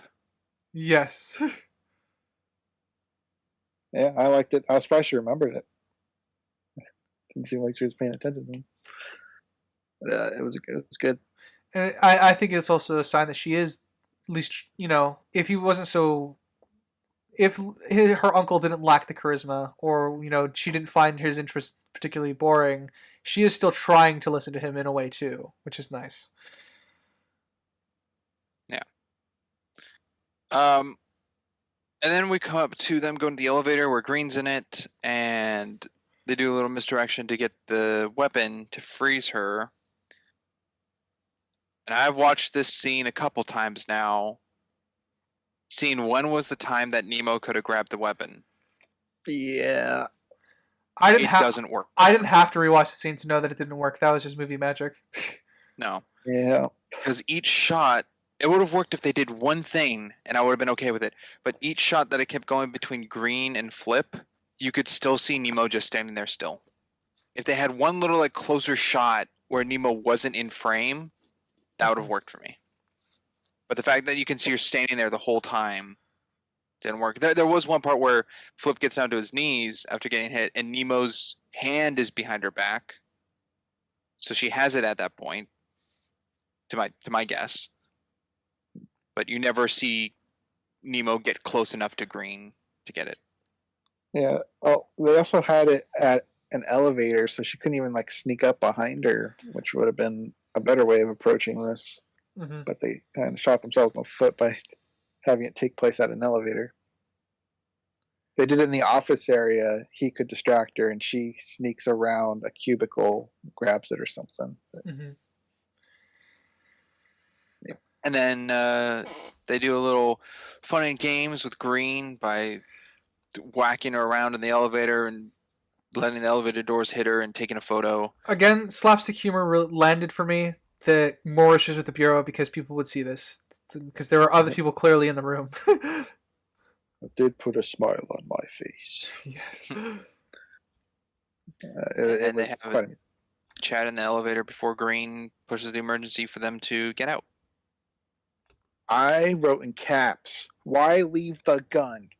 Yeah, I was so irritated. Yeah, I mean, it was Nemo who put the gun down, right? Yeah. Yes. Yeah, I'm okay with Nemo doing it. If he was holding the gun, he would absolutely would have kept it. Nemo is more of a kinder person. She's clearly she's not here to hurt anyone. She just wants to get Flip out. Yeah, Flip Doesn't would have hurt pocketed anybody. it. He doesn't want to risk it, you know. I don't know. It just seems like the thing to do. Yeah, no, I agree with you 100%. I think there is room here for Nemo. It is more in character for her to have left the gun behind as more of like a pseudo apology, like I'm sorry, you know, just trying to get him out. Yeah, and there was no Flip like where's the gun and going crazy on Nemo kind of thing. I would have preferred if Flip did comment it. It's like, where's the gun? Yeah. You left it? Oh, come on, why? You know, that sort of thing. Because he has commented on her, like, you know, insulting him. He makes those kind of abrasive comments. I would have appreciated if he did comment that she left it. Because it isn't someone in character that she would. But I think I would have preferred him to comment on it. And that would have been an opportunity to invite more humor just in dialogue. Okay. Agreed. I do like that Nemo brings up the pearls aren't real, and Flip goes, "Oh, why would you believe green?" kind of thing. To me, is at this moment, it's like, well, yeah, why would Nemo still believe green? And all I'm thinking is Nemo's a kid who would just respect authority. Yeah, well, I mean, her dad works for the National Guard. I'm assuming, or at least has ties to them. So, I'm assuming she has some respect for authority. Or authority beings, not necessarily, breaking someone out of a prison cell. She doesn't respect the Bureau. She doesn't respect her counselor. She doesn't respect Philip. She only respects her dad. She respects Flip. Later in the movie, not at the beginning. Fake dad. Well, I think I believe that's called an uncle. She said dream dad. You're my dream dad. And then with that, they open up the elevator doors to the Canadian dream.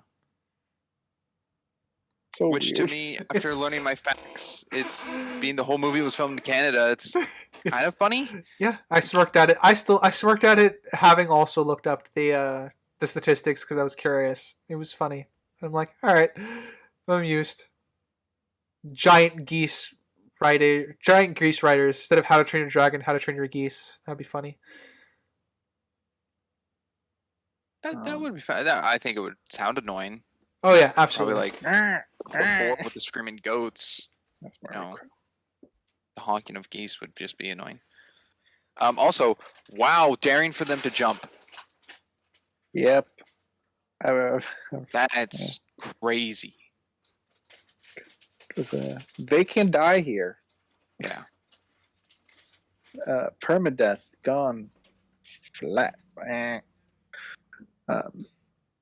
guess one of the only negatives I had for, I don't know if this would fall under practical or CG, but the snow, it was so shallow. They're on a mountain, should be up to like their knees. Small nitpick, but it's that. Okay. I didn't notice that. I thought it was fine. It was just dense snow. I But thought did this. I find a thought this little was. weird- I thought the green screen here, when they're on the top of the mountain, was at its worst. I thought that was okay. I think the worst for me was the skyscraper city. I thought that was the worst looking. The reason that one, I guess, worked better for me is because it's clearly not real, so everything is still within its aesthetic frame. While here it was more realistic, mountains. so the green screen stood out to me more. All right. Okay. Something I think is a little odd, but never shown. Does Flip know how to speak Goose? Apparently. Well, Because how he the spoke. heck did they know his name was Bob? They could have named him Well, on the they way could have down. just named him Bob. Yeah. Oh, I guess so. I didn't assume he actually got the geese's name. I mean, we do see him speak another language earlier on, but it was Spanish, yeah, yeah. he speaks Spanish, not geese. Okay. It's just the fact he said, "Thanks, Bob," and then the goose responded by honking. Yeah, maybe he does. It is a dream world, but Yeah. we were just never shown that. So It was a minor thing, Mhm. but I do like this next part where they're running up to the cabin, kind of out, and it's still a little more. It's a little calm before the storm. Mhm. Them running to it to raise, and Nemo goes, "No, be cool," as a trick to Yes. slow him down. Yep, I love it. To me, it's stuff like that makes me like buy into their relationship being more natural. So I like it. Yeah. And then they go through the door, which takes them to the Sea of Nightmares, which is back to the lighthouse from earlier. And as I said, the lighthouse was destroyed from previously, but I think it is. But I have when it comes to doing recordings of a movie, I usually have it up on the background, and I do for this one. It is destroyed, Okay. but I think it's previous to the destruction of Nemo's dream from earlier, but it could just be its own set thing. I don't know. Fair enough. And then Nemo shares with Flip who he is in the real world, becomes a total buzzkill, and He wants to I do forget have, again. yeah, I have in my notes, Nemo, not the time. Yeah. I mean, I liked his reaction though. yeah, his reaction's nice. I'm I'm glad he's like, well, I guess I don't need my goal anymore. Time to go back to what I was doing. Risk my life to be a doorknob man? Nah. Got 3 dubs. Yeah, the 3 dubs. Wine, women, and waffles. Love it. That one. See, that to me was a very like in character, humorous moment to inject into something that was meant to be very serious, but it didn't break the tone of the scene. You know? Yeah. What I am curious about is who knew Flip was there when the counselor comes to wake up Nemo, and Nemo wakes up from the Sea of Nightmares. Flip, took the strain off and left, so he's going to be tracked. But how did anyone know that Nemo, or not Nemo, knew that Flip supposedly left a kid in the Dream of Nightmares, Sea of Nightmares? Yeah. Presumably, that's the the only attachment we could have to this, because we see Major Green intending to follow them. Maybe she did, just arrived after all of this, and then she followed him. Spread the word. Okay. That would There's be also the aspect of the Bureau potentially making this in the first place. yeah. So That's also true. that is also true. So we don't really have much to go on for that other than everyone knows now. Okay, it would make sense to share the news and not keep it to the bureau themselves to spread word of how quote unquote dangerous Flip is if he's endangering children, kind of thing, to be tracked. It was Kang all along. Please stop. So then the counselor wakes up Nemo with Tattletale Jamal behind and calls in Philip for a talk. And boy, I don't know if this is the counselor's office, but it is an interrogation room. Yeah. Have you ever been to it? Looking. Didn't you ever get in trouble in school? They all look like interrogation rooms. Not the counseling offices I've been in. I've been to the principal's office twice, and I've been in the principal's office with Crimson before. What did you guys do? That's a story for another day. We were outlaws when we were younger. Yeah. Every time I went to the office, it was not my fault. Yeah, true answer of an outlaw. It wasn't his fault. I didn't do it. This interrogation scene, which definitely coming out of the emotions of what just happened with Flip, and now having this whole thing of Philip not giving much care to Nemo at this point after the video part. He's being very blunt, and he's kind of restating what he always has been stating: is he's not good with kids. But this time he's being very blunt about it to both Nemo and her. It's like she would be better in foster care. She would be better in this. Do we have to be emotional with each other? I find this scene very much set up for their argument later on. Yeah, it's really stirring the pot on Nemo. Yeah, you can see her getting angrier as the scene progresses. Yeah, I didn't like how Philip talked during the scene either. He kind of talked as if he was a child in the scene. And I didn't really rather than a one-on-one talk with Nemo to talk to a child of just one-on-one, he was talking to the counselor as an adult. So he became a little more adult, I guess, in the talk, which was not needed. Even though he was speaking his truth, how he felt. No, I meant him actually talking to the counselor made him sound like a kid. Not like an adult. Oh. There is an aspect of pettiness. Do we really have... I agree. Do we really have to bring emotions into this? I mean, it's like... this doesn't seem real. This feels like another script thing and not a real person. Yeah, I will say that Philip in the scene is definitely a little more... At least in the first half of it, felt more scripted. The second half, I think when he was talking about the foster care stuff, that felt more real. Yeah, I can agree with that. So, yeah, I think there is a little bit of pettiness at first, and then it kind of... Then the writers remembered how to write him and got back in character. Okay.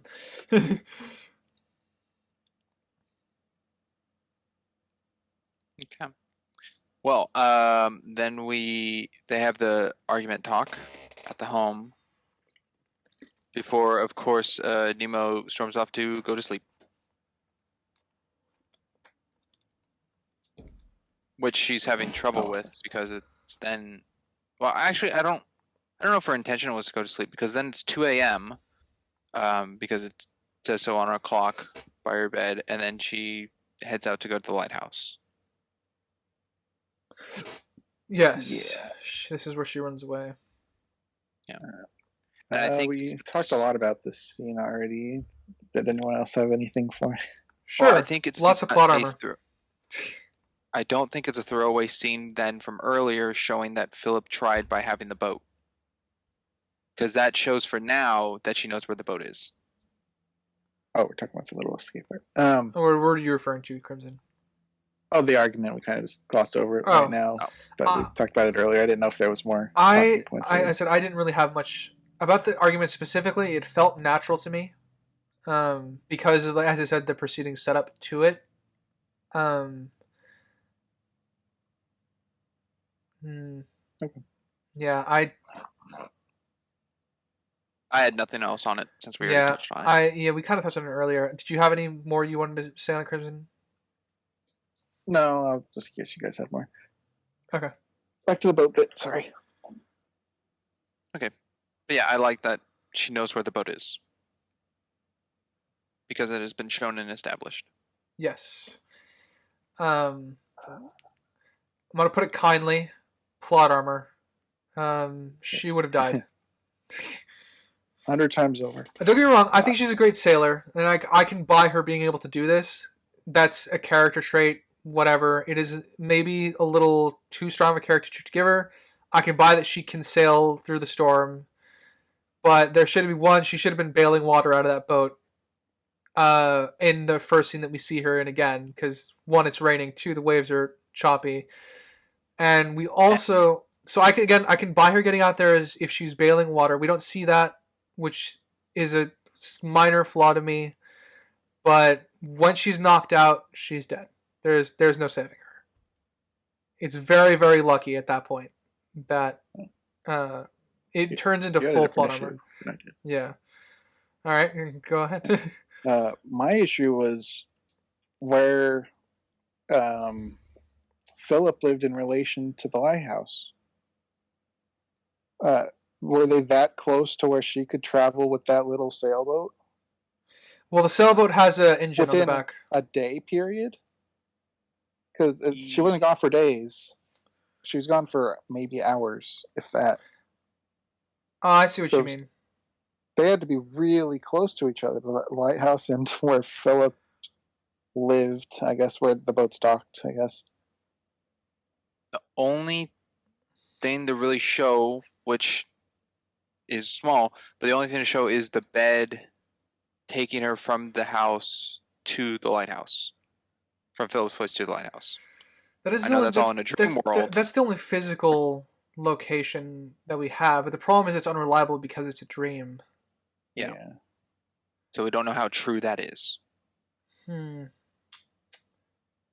so we have to believe that she's close enough to where if Philip ever wanted to, or Peter, could have traveled very shortly to meet each other at some point. That is true. Oh. Especially after the mom's out of the picture. Yeah, so it's not like, oh, well, my brother was a couple states over. I couldn't be bothered to visit him.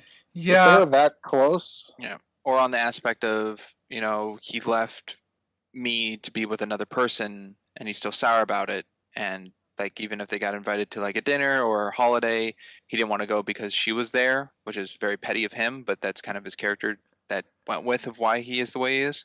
But after her passing, he hasn't tried to rekindle something with his brother.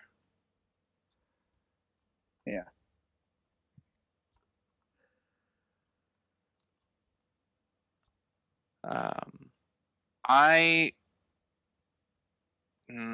Yes, it is plot armor. I think the main thing is shoveling the water out of the boat because of the waves hitting it. But I think it's still a possibility of living by being on the boat for how it was and her skill of sailing. What I do think is dumb is it shows a top-down view of the boat that has about, I think, 3 life preservers in it, and she's not wearing one. Yeah. That also I think is dumb. Also very dumb. Yeah. Also the person at the lighthouse is doing a very bad job right now because they would have got out. Someone at the lighthouse? Presumably, yes, they would have replaced her dad. The light is on, but that doesn't necessarily mean someone's looking out. Yeah, a lot of lighthouses now are automated. You just the person could be reading or something. But the lighthouse is for her to see the land and head to the lighthouse as a beacon, but not necessarily people in the lighthouse to see her out at sea. Mm-hmm. Like I said, but when she gets knocked out, though, she's dead. Like that's the end of this story for her, pretty much, because there's no way. There was part of me, it's a little darker, but part of me wanted her to die and get stuck in the dream world or something, and she'd be stuck with Flip. and I thought that would be an interesting ending where it's kind of bittersweet. She gets to be happy with Flip, with her relationship with him, but in reality, she ends up drowning. Oh, it's a very dystopian like ending. Yeah, I could see that as a darker ending for this. I thought for a second they were going to have like a harness for that. They did not. That would have changed some stuff for me if that was the case. If she was still active in the dream after dying. We don't know how this dream world works. No, I think it would have been very, very dark ending and touching if she died, and like she's dying in Philip's arms in the real world, but she's also like dying in Flip's arms in the dream world. Yeah. Because the reason why Philip is still active is because Philip is still alive. Mm-hmm. But we don't see the outlaw version of Peter in the dream world because he's dead. But we do see Peter. Unless this was a thought I had, I don't think I touched on it. But the nightmare she had earlier, thinking her dad drowned, Pig was not alive. Pig became animated after the dad's death. I don't know if Pig and Dad are connected at all. To me, that's real dumb. Probably been a gift from Dad, assumingly. Yeah. Oh, you think the dad took the shape of the pig in the dream world? No, I'm saying no. If you think when you die you can still be in the dream world, then that I think would have a little stronger case to it. But I think if you're dead, you don't dream. There is no dream world for you. You don't exist. Otherwise, the dad's outlaw version or something of him sort would still be around with Flip. Or maybe not with Flip, but still around in the world of dreams. Okay. But anywho, that's not the case. She didn't die. But she gets knocked out, heads down into the Sea of Nightmares, and comes through the hole in the bottom looking like something out of the Upside Down. Which we said. Which is pretty cool. Oh, I forgot. I wrote Wilson in caps. Yeah. No, that was a very Wilson moment of Pig going overboard. Yes. Yeah. So I got another nitpick. This one's for the CG department. At the bottom of the ocean, there's silt.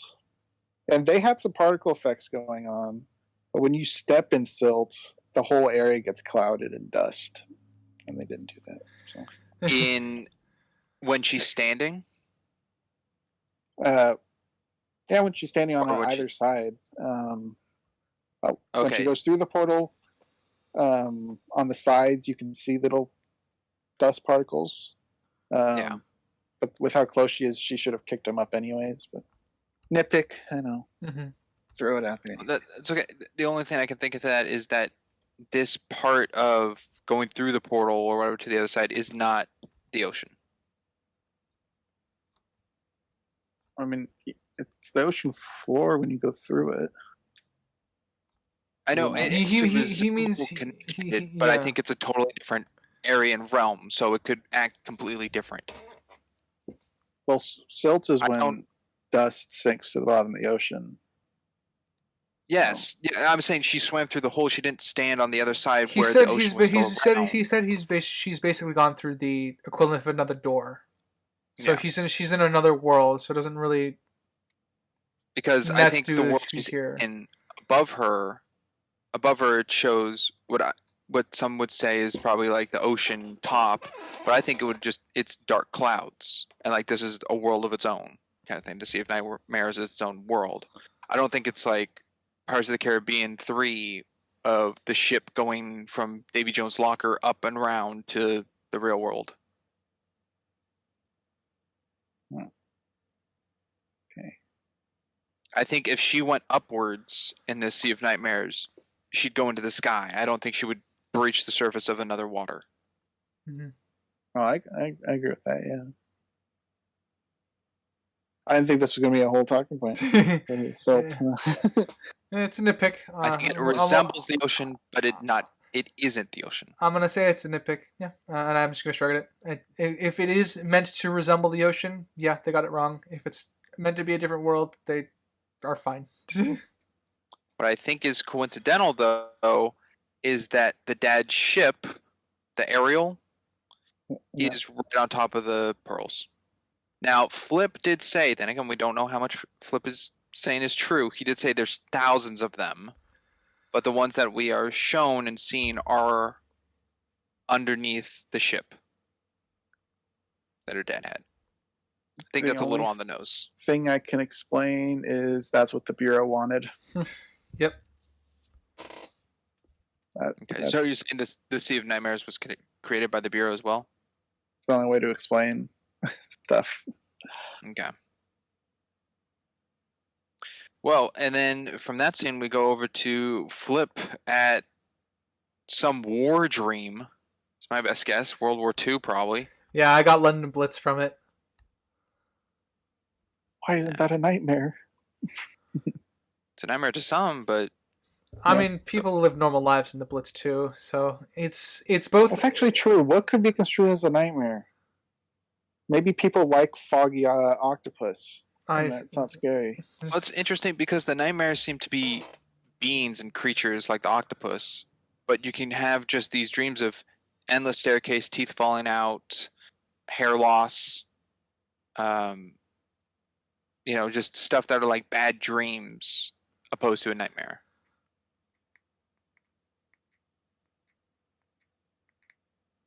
So I don't know because it didn't really play that much into the movie, but I don't know. A problem I had with this war area is the wanted posters. You Yeah. mean the dropping the flyers? Yeah. Because that's the Bureau actively influencing people dreaming. It's not creating an experience. It's kind of weird. See, so here's what I thought. It's either a dream or it is a physical place that the Bureau goes to, because the person he interacts with there is a cop for the Bureau. He was? Right? I assumed he was because he was dropping the flyers. I thought he was the dreamer. I thought he was the dreamer. The pilot was the dreamer, and I thought he was just dropping flyers that, because he's flying, he doesn't see them, he doesn't know them. It's the Bureau that changed them for anyone Here's the thing. in the dream. That's the thing. He talks about the flyers as soon as he lands. He clearly knows what he's dropping. That was something I had problems with. No, if it was a user. Ryder's right. Ryder's right. This guy has to be working with the Bureau because he just brings up the Sea of Nightmares on his own. Okay. Well, that fixes one of my problems. Because I was like, why would a dreamer know I assume, all this stuff? Like I said, I assume this is just the cops of the Bureau have to have time off too. So I'm assuming that this is like one of their own separate This is the break room? separate realms, yeah, for them specifically. Why would they need to drop flyers then? I have no idea. I don't For know how anyone- expansive the world is. For anyone traversing, well, Flip was one of 28, I think, when it was stated, of like most wanted. So there's people going out of their dreams. There's probably bounty hunters. There's a collection of a whole dream. The benefit to the we Bureau don't is know. that we don't know, and they're not really giving us any hard evidence. We just have to presume things. Because if they started doing hard things, we could start nailing down the more inconsistencies that the Bureau has. So, like I said, it works to its strength in this instance because the more we know, the worse the Bureau gets. If this pilot was a Bureau individual, and he does eventually realize who Flip is, and then they do the pretty pink thing, that makes him look kind of bad if he is a cop. He's like, hey, aren't you... pretty pink? Yeah, that's pretty pink. All right, and then gets slapped. Yeah, that is purely for us, the audience. Yeah. Mind you, this is the same Bureau that bought a juvie impersonation. See, that one I find more believable because we got to see the baby. That is true. If we didn't see the baby, I would say total BS. But because we got to see an agent as a baby, I'm like, okay, I could buy a kid being an officer as well. That was believable to me. Okay. Fair enough. The Pretty Pink Diamond bit was funny. And because of this, Not to be Flip confused now with the Pink knows that Panther. Nemo went into the Sea of Nightmares like by herself, kind of thing. And then Nemo is at the boat, looking for the pearls. Can't reach. Uses Pig. Mission Impossible style. To help get him. Yeah. To help get him, and then the Nightmare shows up, where I don't think she's really afraid of it. She just stares it down. Yeah. I think that's set up for later because I don't think she's ever. She's right. She's never been afraid of it. She just doesn't want to interact with it. Yeah. I mean, she's screaming and freaking out while it's on the plane with them and stuff. Yeah, but they're in the middle of the air. A plane crash. She jumped off a cliff. Onto a goose. Drove off a cliff. Yeah, I think she also builds her emotions around Flip. For Flip being present. So, Flip's freaking out. Oh, you mean like she shuts down a little bit like when she's alone? Yeah. I think she's more focused on herself. So it's like, this is the way to get my dad back, is this pearl to dream for. I'm not going to let this nightmare stop me. And just stares it down. All right, I could sort of see that. But if Flip was around like screaming, the nightmare's here, we got to go, I think she'd let out a yell and try to run away.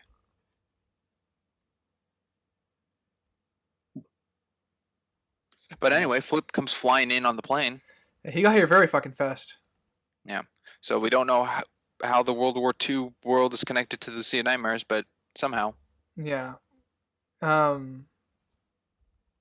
he essentially teleported. I don't know how he got there. Oh, I heard a sigh out of Crimson.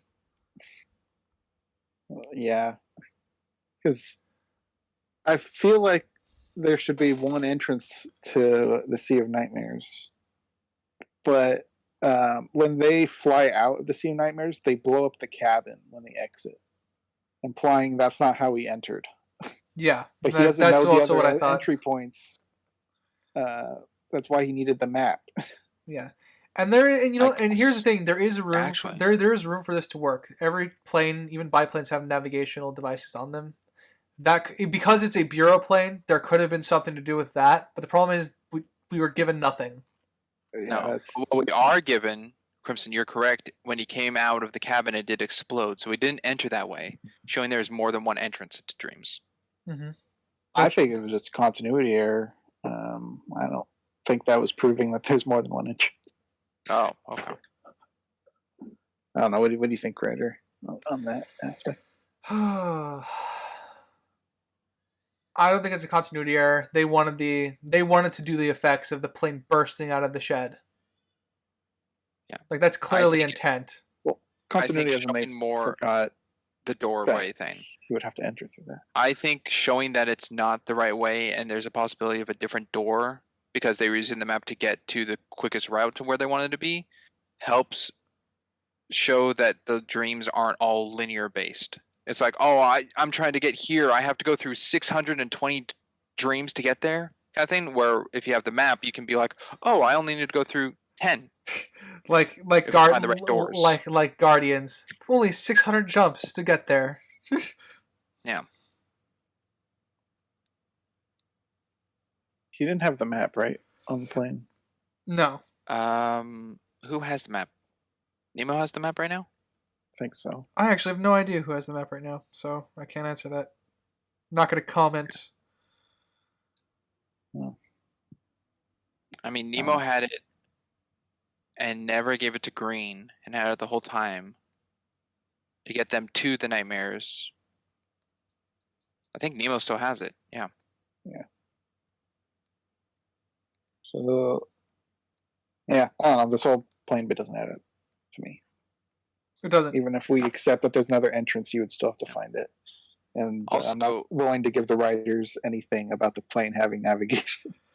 Also, no, that would just be a thing that all planes have. So I'm willing to buy that, but the problem is they don't give us anything to prove that. So if they showed it, that would be one thing, but they didn't. Yeah. I'm sorry. Something- That was not me justifying their excuse. That was me pointing out like there was an avenue to explain this. They just chose not to do anything. Okay. Something I see is because of them. I mean, it doesn't show it, but it's knowledge. Then, if they're coming out of the entrance of the cabin to explode it, that means they drove straight into the lighthouse. Yep. This plane is surviving its hits. I'll give it that. It seems to be it's a Bureau plane, so it probably self heals. But the Nightmare is the only thing able to break it, I guess.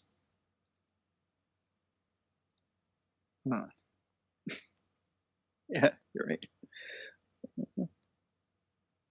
Because the Nightmare actually starts to like erode it. Doesn't just, break it. Mhm. And to me, that did look very cool. Seeing this ghastly, octopus break a plane, flying straight up over this goose Canadian. I'm a huge aviation. It's very silly. As much as I'm into my naval ships, I'm also a huge aviation biplane nerd. So I really enjoyed the biplane while I had it. It's cool. I liked it. So the Nightmare rips the tail off. They start going crashing down. I think it's kind of funny that they hit the Canadian guy and it doesn't wake him up from his dream. Yeah. He's having a blast just falling. Yep. I mean, yeah. They survive this. That's a problem because you can die in other people's dreams. Unless there just happens to be no fall damage in this particular dream, but that would have been established earlier, I would assume. The only, I guess, indication to surviving this is it didn't go through the bureau to get to the bathroom where the guy with the hair is. It went through the snow, which got there. So it was like the straight path of crashing into it. Well, the portal in the bathroom is vertical, so they should have shot through the roof.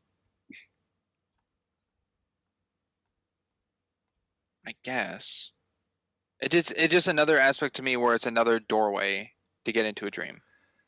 Going through a mountain. Well, I guess so. Going through the mountain of the Canadian's dream to get to the bathroom versus using the bureau with the sink mechanic to go through. Like they didn't go into the bureau elevator that was in the mountain and then go through the elevator through the bureau out into where they were. They just crashed into the mountain, which crashed through the wall. Mm-hmm. They skipped one whole dream to get there.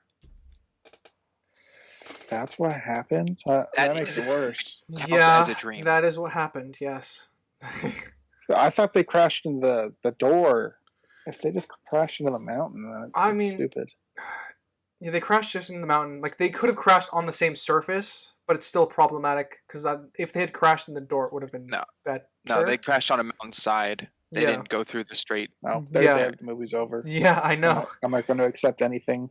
Yeah, like, no, I'm not going to explain away anything. They're dead. This is another instance of plot armor being I thought super they crashed thick. into the door, and I'm like, okay, sure, I guess that's fine. They'd still have all the energy, which obviously they didn't when they came out. But if that wasn't the spot where the door was, they're dead. I guess this was just I will say then to follow the horrible plot armor shit. I like the practical of the broken plane in the bathroom. Oh yeah, was it practical? Because the angle they got with the camera couldn't have been done in real life with the reflection of the guy's face. I mean when it was there. Like that was definitely CG, but when the plane is still, it turns to practical. All right. In regards to the plane crashing, I'm still on. Go ahead. We see in the skyscraper world that the world expands. It's not a physical wall. So that mountain's not a wall. That's a mountain. That world expands past that mountain. So you hit the mountain, you die. You don't break into another dream. Because that world just expands. It's like a different realm. Well, the only thing I can really go off of that is we only saw the expansion in one world, and it was never stated if it's in every dream. Why wouldn't they all be infinite? All right. Okay. So I can actually dismiss this, Springs. the guy with the who's flying on the geese is really, really high up and could always see the horizon. So the world would have to be ever expanding. True. Okay. You'd have to see past those mountains I when still he don't know flies if it's by in them. every dream, but yeah. Why would Because the salsa dancer's dream is just in one room. The bathroom guy's just in one room. So, like the guy in the bathroom checking his hair, you're saying if he just decided to go check out a different mirror and just continually walked, he could go anywhere. through a mirror? What? If he Like, walked through the his bathroom, dream isn't in the one room. Because he gets told to Yeah. like leave, and he just runs out a door. We don't know where he goes. yeah, show him that there's more to the world. He doesn't just wake up once he goes out a door. We just assume he's. I assume he just starts his dreams. Like this is where he always starts his recurring dreams in this bathroom. Okay. Huh. Well, I was saying earlier the difference is you guys think it sounded more world breaking and plot armor that the plane crashed and they survived. Yeah. I Well, find- the characters would be dead. I mean, but I find that believable. To me, it's fine. I think the weird thing though to me is the Canadian just starts following them. I thought he was dead too. I thought he was going to, well, not dead. I thought he was going to wake up when he landed, but he Yeah. followed them. presumably, well, he wouldn't have seen the nightmare. Well, he saw them and was saying hi to them while it was on their Yeah. plane. So he saw. See, well, the only thing for that is the nightmare is Nemo's. Oh, he saw. This flips Well, earlier. he saw the shadow on the plane actually, didn't he? Yeah. He saw the whole thing occur of it being ripped in the shadow and Yeah. So in that case, It even hit him. Yeah, it even hit him. So I guess in that case, yeah, I would run too. If I saw some shadow monster. Lucky he didn't wake up, but it's more believable that he chased, I suppose, or followed. Yeah. And then the shadow monster grabs the plane, pulls it out, which causes the other guy to follow them. And then they all arrive in the garbage truck. I find it weird that these people don't wake up. Yeah. That's the thing that's Yeah. not believable. The Especially Canadian just keeps since we going. see them wake up to them just being really, really Nothing. terrified and screaming, which is Yeah, what they're doing. yeah, it's just very weird. Yeah, that's when I thought they were actually going to show people dying because they were still around. I'm like, okay, there's got to be a reason they're still around, and there wasn't. There was no reason at all, just for some like jokes. It was just for laughs. Yep. And then so we see the monsters keep following them. They get to the salsa dance butterfly room, and then the kid driver, the Canadian, and the bald guy, or the guy with the hair at this point, all wake up and show their real life selves, which I think is nice. I do think all of them have very. It makes sense the way all their dreams once we see them. I find them all funny.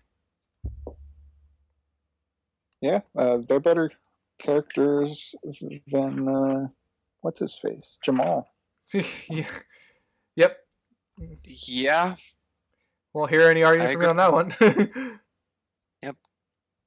And then the salsa dancer herself as well, waking up. Yes. Those are all very funny. And then we go to a shot of the Coast Guard going out to go find Nemo with Philip attached to it, who looks scared for his own life. Yeah, he looks distinctively uncomfortable, which is still very much in character. Yeah, when he brought her boat, he mentioned the water and wanting to be on land and all that. Mm-hmm. So I liked he conquered his fear just to help her out. Mm-hmm. It's quite nice. Yeah. And then we have Nemo feeling ill and Flip going to help before the monster breaking in. I keep changing the name of it. The shadow octopus. I mean, I called it. I called it. I called it. Nightmare. First thing I called it. I called it a kraken in my notes because the way it stands up with its teeth like in the center, it reminds me of like Jack Sparrow and the Black Pearl saying "Hello, Beastie." Oh yeah, it's a big octopus. It's definitely a kraken. Yeah, it's a good old little one. And then Flip tries to help, and they leave the pearl, have to go get it. Flip gets grabbed and throws the pearl back, where I like that Nemo does, the self-sacrifice. She makes the wish for him. I really like that too. All I wrote during this part is, of course, she dropped the pearl. It's pretty convenient for the story's sake that she happened to drop that. Yeah. Excuse me, Mr. Flip. I don't feel so good. And Flip turns into butterflies, which I guess is suiting for being still in the butterfly dream. Mm-hmm. Because everyone else kind of was just a puff of smoke from earlier. Yes. And then they were in that dream, weren't they? They were. And they poofed. They were, which it causes more problems. Yeah, I don't know why they were smoking. But don't you see, Flip is special. Yeah, I don't give a fuck. It's still a problem. And then Flip and Philip are one whole now. Mm-hmm. And I think it's cool that when that happens, Philip looks down his hand and it's like rocking out. I guess that's just a visual way of showing that it's actually happened. like it's the changes occurred. I like the idea of Flip like returning to his like host or whatever. I think they overplayed it a little too much. Like he's suddenly like a completely different person. I don't like that. I would have had him. Yeah, I agree. It's bad. I would have had him be the embodiment of the bravery thing, because we had the setup for the monologue. So he's extremely afraid, but he's still going to be brave. So I would have shown that he's still afraid, but now he has the courage in a way to do this. I think that would have made this scene far more impactful. My big issue is I don't know why he would change at all. Because it's just a dream persona. He didn't lose like half his soul. The implication, because he doesn't dream anymore. Yeah. It doesn't make any sense to me. His soul got split in two or something is what we have to see here. That's what we assume happened, because that's all we can go on. I wouldn't call it soul, but it's his childhood wonder and joy and all of that got taken out of him when his brother left. He still has all those memories. We see that with the video. He didn't lose any of that. He's still got it all in his head. The idea is that it's repressed, and this is supposed to help him express it, right? Yeah.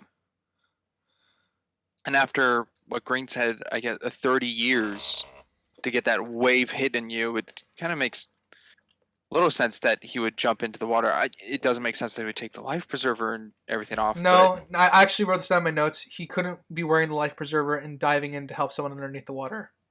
It would keep him afloat. Yeah. So it makes sense that he would shed it to dive off and get her. My issue is more, like I said, I kind of explained my issue with it. It's the character change is 100. It's a 180, and I didn't like that. I would have much rather him have been completely afraid and still showing bravery and still choosing to do this, because that means to me the characters, that to me would speak more to the characters having melded, but the Philip that we know isn't gone. He's still scared, but he just has more courage to do this instead of just being straight face. I'm gonna 100% be a hero now. Yeah, when Flip became reality, Philip died. Philip died to me. He wasn't the same guy anymore. And I didn't even touch on why the heck Philip exists in a dream world outside of Philip.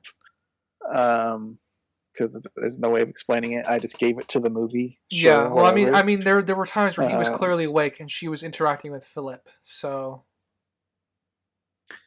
so I didn't even tackle any of that stuff. But it doesn't make sense to me why it would change him. Because he as a person still has, like I said, his memories and everything. He's just emotionally damaged, which a lot of people are. So him being able to dream again, all he got back is that he can dream now. That's what happened. So I don't know why that would turn him into a hero. Okay, here's my, I guess,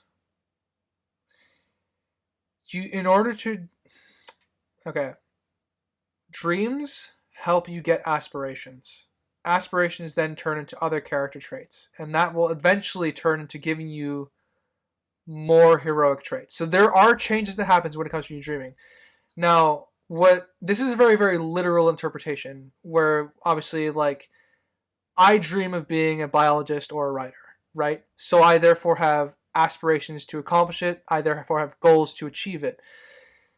The implication of him not dreaming is very literal, because you Crimson, you don't dream, but you still have aspirations. So in this world, I took it to mean very, very literally, he does not dream at all. He doesn't have aspirations. That's why he's a doorknob guy. That is an odd facet of his character, but he doesn't have the drive to push beyond that.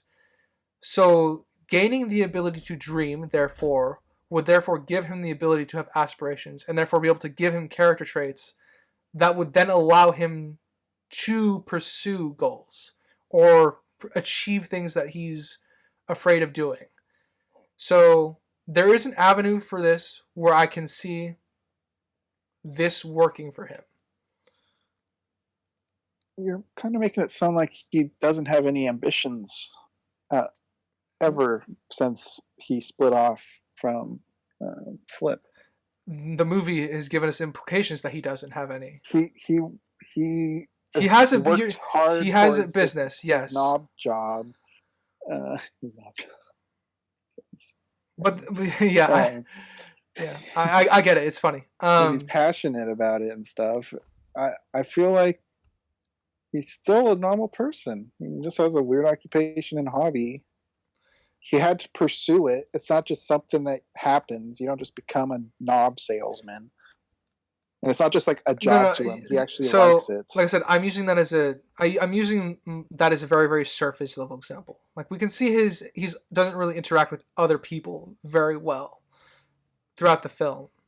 So we can see a definitely clear change with the way he interacts with the counselor in the scene that follows this whole transformation, and then now.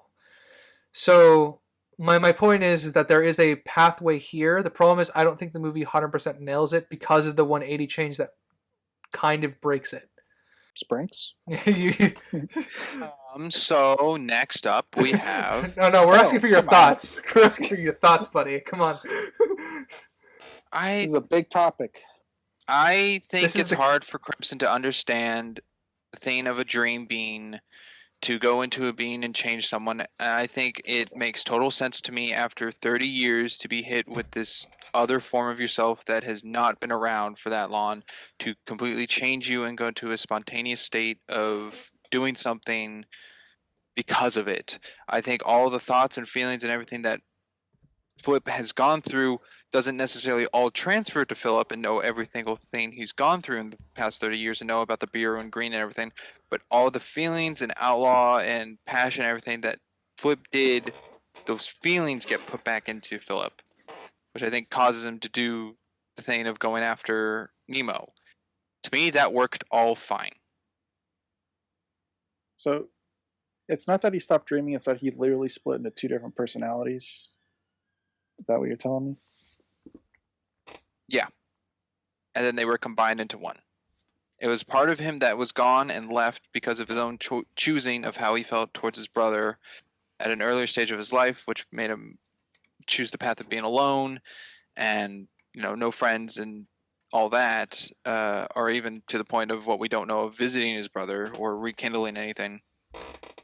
and his fun youth at that age that was branched off stuck to that age. It didn't mature or change. So Flip is, that outlaw that he wished and dreamed and pretended to be as, but it hasn't grown old or anything. It's still at the age, even though, it's Jason Momoa, it's an older guy. It's not this, teen going around still, but it still has the mentality of that.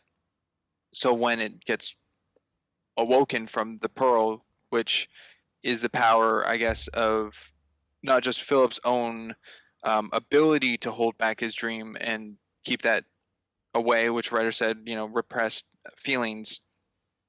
It was also by the pearl that somehow the Bureau, in tandem of dream making and everything, know of to get Flip back into Philip to combine the two wholes into one to make a whole version of Philip that was been gone for 30 years. Unintentionally, I'm in the middle of the road again. I'm between both of your extremes, kind of, like, because I'm not.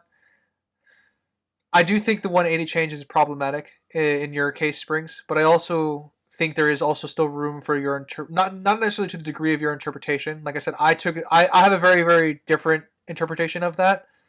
So I just find it funny that I'm once again in the middle of the road between you guys. That's A-okay. Yeah. Do you got any final thoughts? I got one more thing, I guess, regarding his dreams, or lack thereof. So why did the Bureau decide not to give him any dreams that he needs? Because the person in his dreams would be Flip. So that's more of a Bureau thing. I'm just gonna tally it on the list for Bureau. In what Spring said, like, his dream self is Flip. So I don't know if the Bureau. I don't know what the Bureau would do. I don't have enough information on them. Crimson, are you thinking like if Philip would have a dream self that met up with Flip and they like high-fived or touched or something, it would be like the scene from Zathura where like the older version of the astronaut goes into the kid again, kind of thing? Well, we're kind of having two opposing viewpoints where you think they're two people, I don't. So, no. I don't think I would view it that way. Because I don't know. I was going to use your dream within a dream example where you're saying that it's still just one dream to you, even if it's two dreams thing. But yeah, we're not going to have this answered anyways, so I'm good with this point now. Okay, so we go on, and Nemo is now back at the lighthouse and meets up with Green. Yes, in the dream. Yes, he gets another pearl.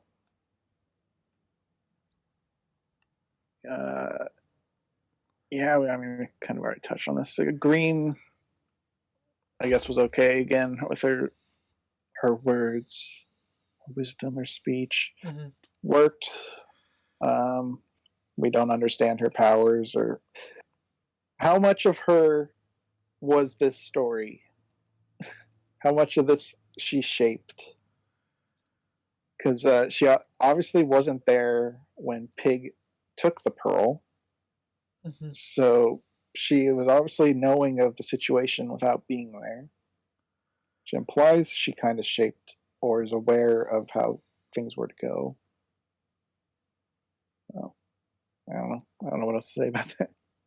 Earlier, before, she did ask Flip where her map was, which when Flip was talking about the stories of him and Peter, when they're younger, they went to the Bureau to steal the map, so they stole it from Green, is the connection I made, which makes me think Green knows all the back passage routes to places without the need of the map, and the map was solely just get something that was hers, not for usage, but just to get it back in possession. So she knows all the back roads because when Pig and Nemo come out of the lighthouse, Green's already there and didn't come up behind them and didn't follow them through. So there's another doorway somehow that Green knows of to get to the lighthouse. And I'm figuring Green knows all these other doorways to connected dreams to get around. So it helps to me show more that there are other passageways that members of the Bureau can use without needing a map. It's my issue is there's near infinite dreams, and they're constantly being made. So there'd be new doorways made literally every femtosecond or whatever. What's the smallest second word? Whatever. You mean nanosecond or whatever? No, it's something smaller than that. Anyways, it's literally infinitely growing all the time. And it would have to be a single door, or else every world would have doors everywhere because more just keep getting made. It's kind of the problem with the multiverse in Marvel, where if you're dealing with infinite stuff, you're going to have some issues. Yeah, and we're also going to really notice when things get really uncreative. But that's a tale that we've already discussed. Yes. Yeah. Look at season 1 if you want to go back and listen to that, or if you haven't listened to it, please do. But yes, and then Nemo has the ability to wish for her father back, and she has this whole nice little dream sequence, which I think is nice because it's kind of like she's dying, and this is her light at the end of the tunnel. It's her swan song. And on my first viewing, I thought that Dad was like zombified for a bit. He didn't talk or just kind of looked at her. But then watching it again or whatever, it was fine. Yeah, and like I said, I think this was the bow onto the dad character, because, like I said, they do the inverse of everything later on. Like, she's the one telling him stories now, and she's, telling him probably about her adventure. They're still doing the things that they did before, but I do like that inverse where she's kind of taking a bit of the lead on it, because she has had this big adventure that she wants to tell him about, which I think is very, very nice. It's good character growth. So it's a nice bow onto what I think is a very, very generic opening relationship for the two of them. It gets the point across, but I think this is kind of what makes it, halfway decent, is this. I agree. It did its job. Mm-hmm. And while this is all going on, Philip is getting Nemo out of the water in the real world, bringing her up, Coast Guards to give her oh god, I'm blanking. Is it CPU? It's not CPU. The hell am I? CPR. CPR, thank you. Yeah, computer. CPU is computer stuff. Yeah, CPR. Sorry. And is Philip have a lot of emotions now? Yeah. He is like crying over her, and great acting. Yeah. Still 180. Well, I guess the crying aspect is more in character. I take more issue with the. He has far more care for Nemo now than he does just for his discomfort of himself. Yeah. So like I said, I think I was more okay with this. The 180 flip is still what bothered me. It's more so than this. So running the scene again through my head right now. He obviously cared about her because, like I said, he always cared. Fear of the water. Yeah, like he always cared about her, so it's there. It's just he's more expressive about it. She is totally dead though. From how long she was under that water. Oh yeah, absolutely. Dunzo. That I can agree with. Plot armor be thick. Yeah. I will say I did shed a couple tears when she said goodbye to her dad. I do like their final words to each other. I did appreciate that. I shed a tear. Or if I didn't shed a tear, my eyes definitely watered. Because it felt like the culmination of a good character arc, and it was. It has a lot of supporting elements to it, which for me really helps when getting invested. And then on the more objective end, I think they're like I said, I think the last lines of dialogue between them are very on point and purposeful. So Gotcha. I think I guess a cute little detail that they added is this whole time, well, Nemo's been gone. It's all stormy and raining, and when she takes her first breath, it cuts to Philip, and you can see the sunrise start in the back. yeah, And, I left it. I'm like, of course the sun is rising. Whatever. everything's getting Just warm like, and those happy. are my exact words in my notes. Definitely purposeful. Yeah. Anyway, the whole goodbye bit I wrote down. Can she not see him anymore in her dreams, or it feels like an actual goodbye when I feel like I can probably still dream of him? Yeah. The idea is that she's ready to move on or ready to let go. Oh, I get symbolism. I'm the same. Okay. You mean this dream world? I don't think it's an actual goodbye. But I guess it's up to the Bureau to decide whether or not she's over seeing him ever again. So, don't know how long the effects of the pearl is.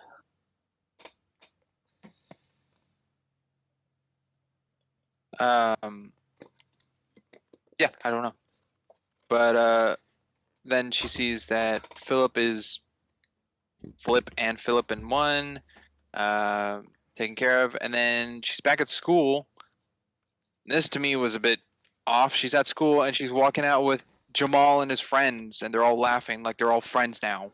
Yeah. So I don't. Friends, haven't you seen them? Yeah, it's a They have lunch together. The movie was overplaying its charm here. Yeah. She saw his mushrooms. How more close can you be? Well, the only thing I can think of upon my second watching and looking at it, she says bye to the undead heads, so like the zombie people. Jamal walks with her, and they don't talk to each other or say goodbye, and Jamal just walks away down the sidewalk.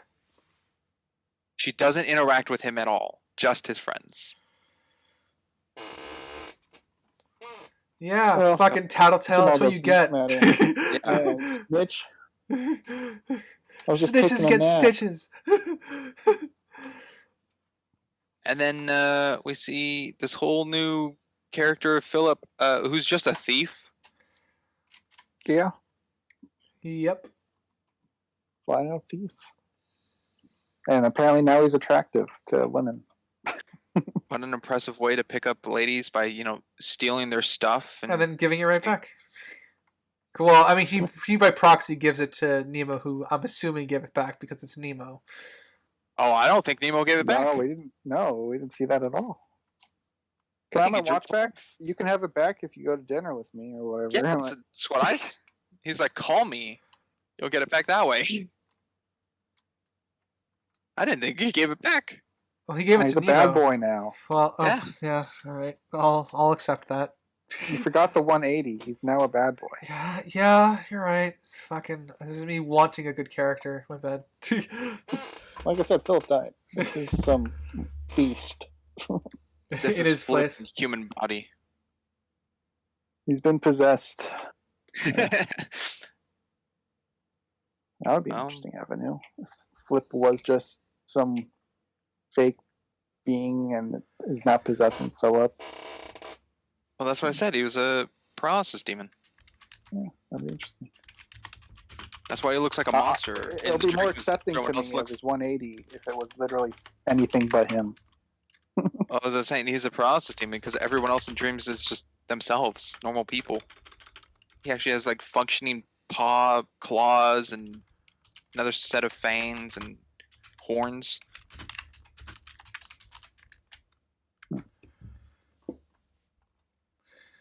Anywho, Philip then wishes Nemo a good night, and that though he might run a little late, I guess they go on adventures and dreams together. Did you skip the sailing scene? I did. I'm sorry. I did. They did sail, and he just screamed out into the void. Yeah, I thought that was. I actually really liked the sailing scene. They just the implication obviously is they're just more free. Like the weight is lifted. Yeah. The fact that they both screamed did remind me of when they were on the Goose, and they both screamed together. Yeah. So sorry, Sprinks. You can continue on now. That's okay. And then Philip says you might be a little late. Turns off the light. And Crimson, you said earlier that Nemo could fall asleep within 15 seconds, which was crazy in the hammock. Nemo closes her eyes, and in 2 seconds, Pig moves his ear. Yep. Impressive. It is quite impressive. And with that, that's the movie. Yeah, that is a movie that we experienced. Yes. Slumberland. Slumberland. Yeah. Wow. With this, What more we'll can I go say than it's another Oh. Netflix movie? Well, let's start with our summaries and ratings, starting with Ryder. Oh Because boy. I think Crimson should be sandwiched Between and us. go second. All right. Okay. You want to end on a high? Maybe we'll see. All right. I feel like 2v1. I'll say that. So, my subjective is I was very, very bored in the first half of this movie. Felt very, very generic, one note. I think the scene that really, really pulled me in for the rest of the film is the reveal of who Flip actually is, being Philip. So, and like I said, I intend to rewatch it, but subjectively, I had some fun in this movie. It does comedy better than most too, because I actually got a few laughs out of me.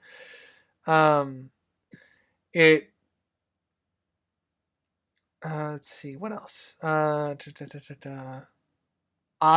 think it's fun. It was a fun movie.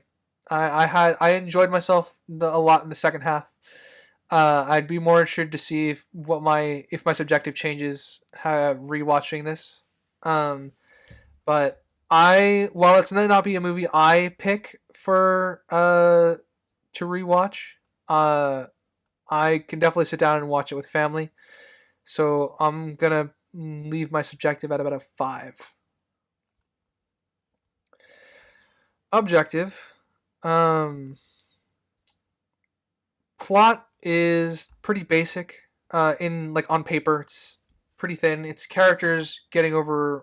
main characters getting over the loss of a loved one, and her caretaker also has trouble connecting, and doesn't do emotions very well, as he self-describes.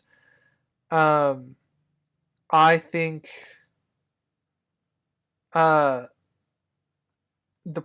the plot is essentially it's essentially a MacGuffin. The pearl serves as a MacGuffin. It is a goal to facilitate the story that's taking place, the adventure more or less to take place, because that is what they're after. So it's pretty basic. I think the plot is, because of that, it's serviceable and it's executed fairly well. World building, fucking mess.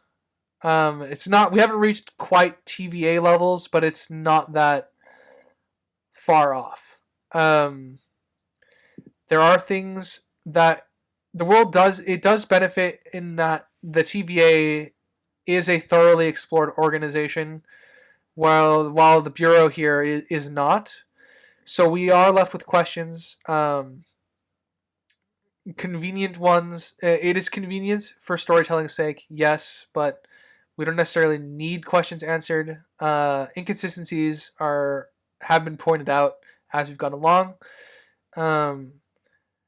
and I do think the strongest pull for this film is characters. At least Philip and Nemo as our main two, and Flip as our third, I suppose.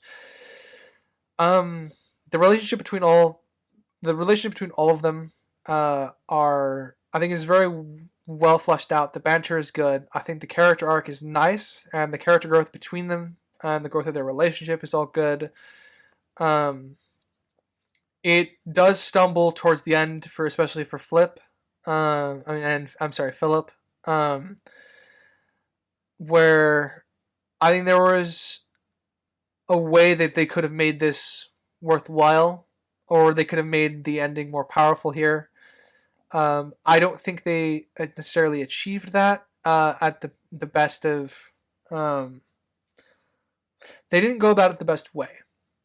Um, that being said, I do think the characters are very strong, and they do pull this. The main characters pull this movie together, and are really the glue.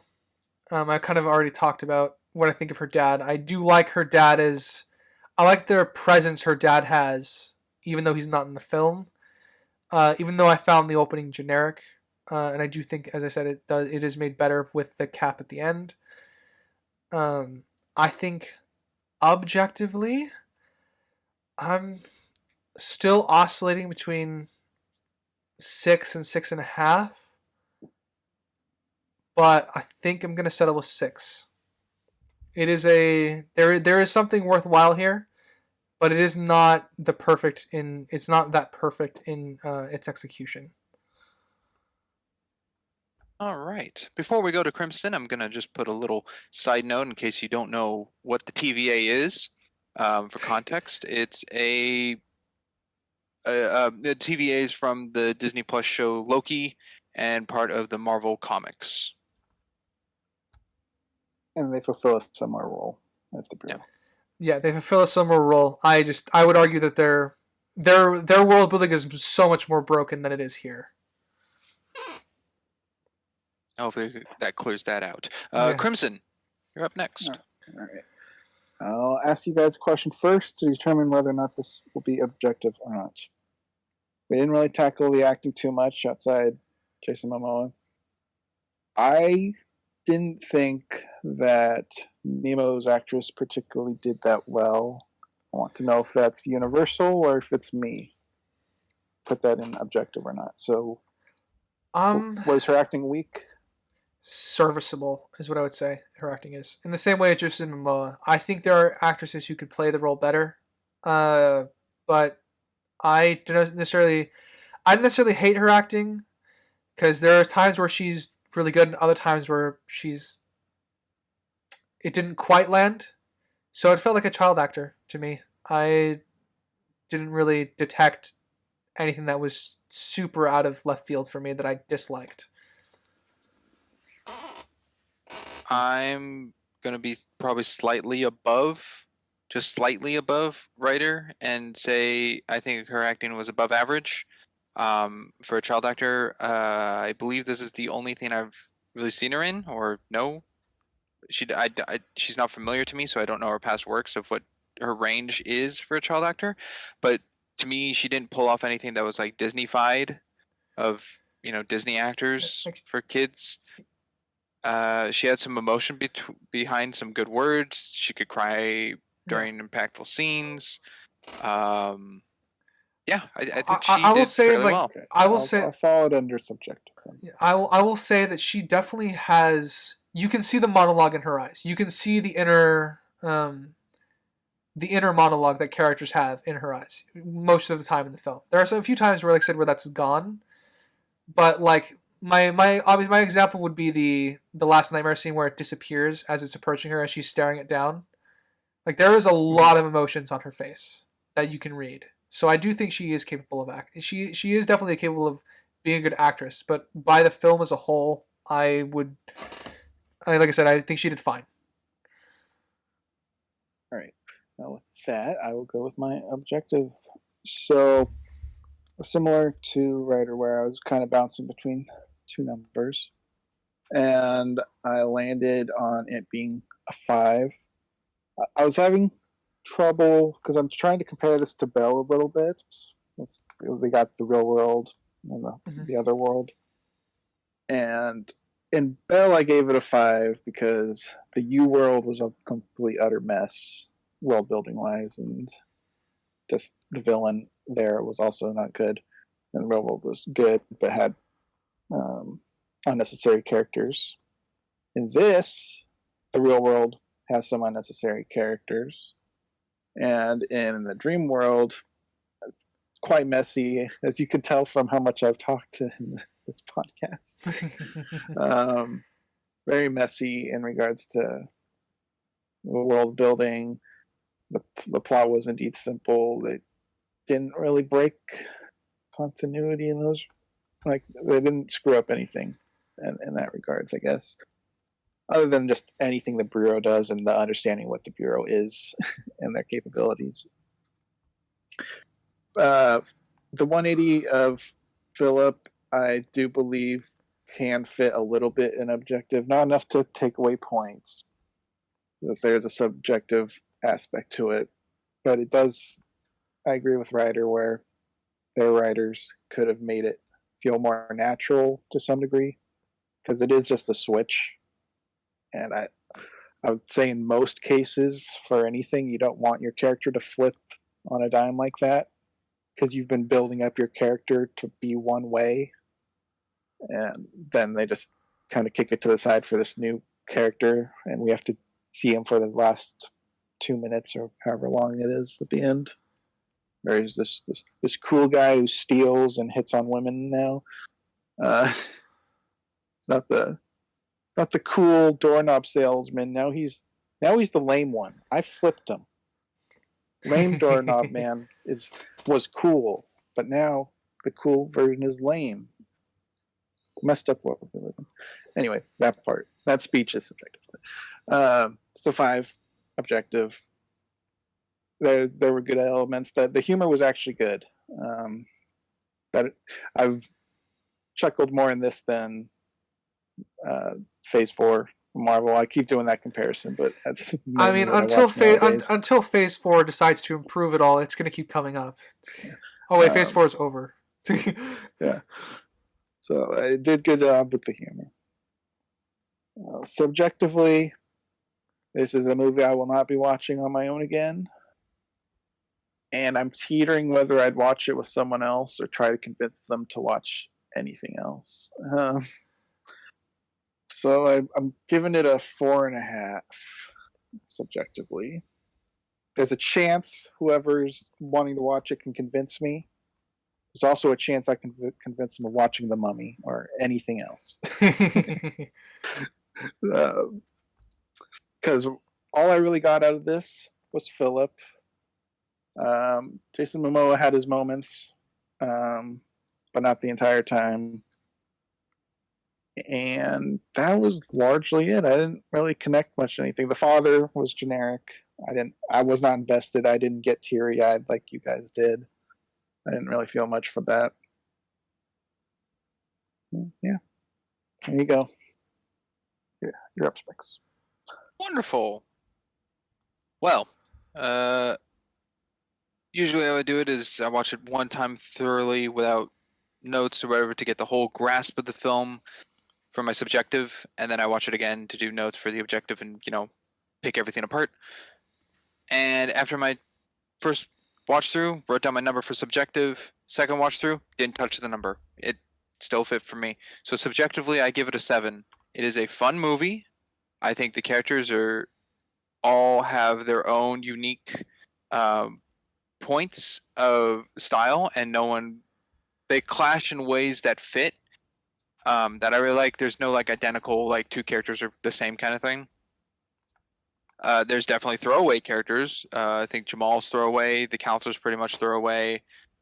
The character of the Coast Guard from earlier in the movie comes back later as an actual character, I guess, kind of thrown away. But with what Crimson said earlier, I think Pig, cool character. I'm really glad he doesn't talk. I like Philip. Like the dad, like Nemo.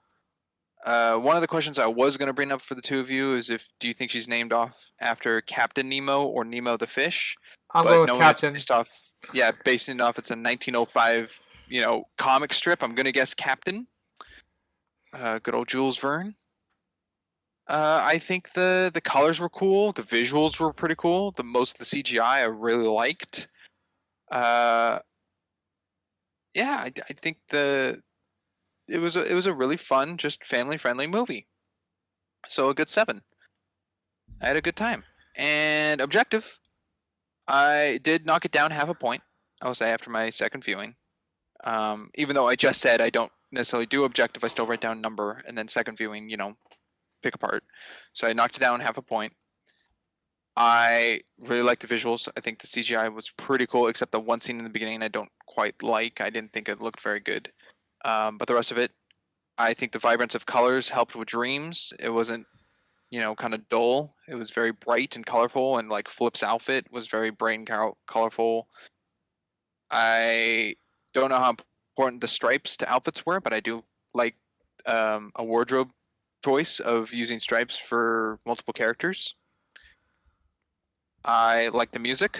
I think the music was good. It connects to clownfish. I think the music was fun at parts that it needed to be fun. I think it was emotional and dramatic where it needed to be. The movie did get me to feel emotion. I did get a little touched and choked up with the reveal of Philip. Was very good, and then saying goodbye to the dad because she didn't get the chance to say goodbye to him earlier. That made me cry. Really liked it. The whole bureau, absolute mess. Don't understand it. Green, don't know what she does and doesn't know. The helpful part to it is they don't like comparing it to Doctor Strange. It doesn't show you something that then later in the movie they don't do again because they could, and they just don't do it even though we know and have seen that they could. This movie, I don't think any of us really pointed out something that we saw that they could do that they didn't do again. It was just questions that were unanswered, which I definitely side more with of choice over than showing and not doing it again kind of thing. So that helps, but there's still a lot unknown. We don't necessarily know the wishing power of a pearl. Like, what could you really wish for? Could you wish to take over the bureau? Could you wish that dreams don't exist entirely? We don't know. It does seem they only work in the dream world. Yeah, there was questions on that. The throwaway characters, to me, if you made them stronger, I think it's already a pretty lengthy movie. Even, almost 2 hours. If they strengthened the character and gave him more time for the character, it would make the movie longer, and I don't think the movie needed to be that long then. I would have complained about the time. For the characters they do have, I complained about the characters for even being there, and this is mostly on Jamal. Jamal is a character. I don't think he needed to be there at all. I think the movie could have been totally fine without him. Nemo was just by herself, could have planned to, napped. Janitor could have found her to bring to the counselor, or even if the counselor was down there, I would have been like, why was the counselor in the basement? But it wouldn't have been as bad as just having the entirety of Jamal in there. So I don't think that was used very well. I think, have I left anyone out? I think that's pretty much all of them. I don't think it's that big, but the connection of why Philip doesn't relate to Peter, his brother, because of Peter's wife, who's now gone, and the rekindling thing definitely helps Philip. I really like that part of Philip. I don't think it helps with the dad at all, because the dad still talks about his brother as this imaginary character and nothing about his present day self. Also, being the only family member in the house, there's no photos of him in the lighthouse or anything. It's all just photos of Nemo and Peter, the dad.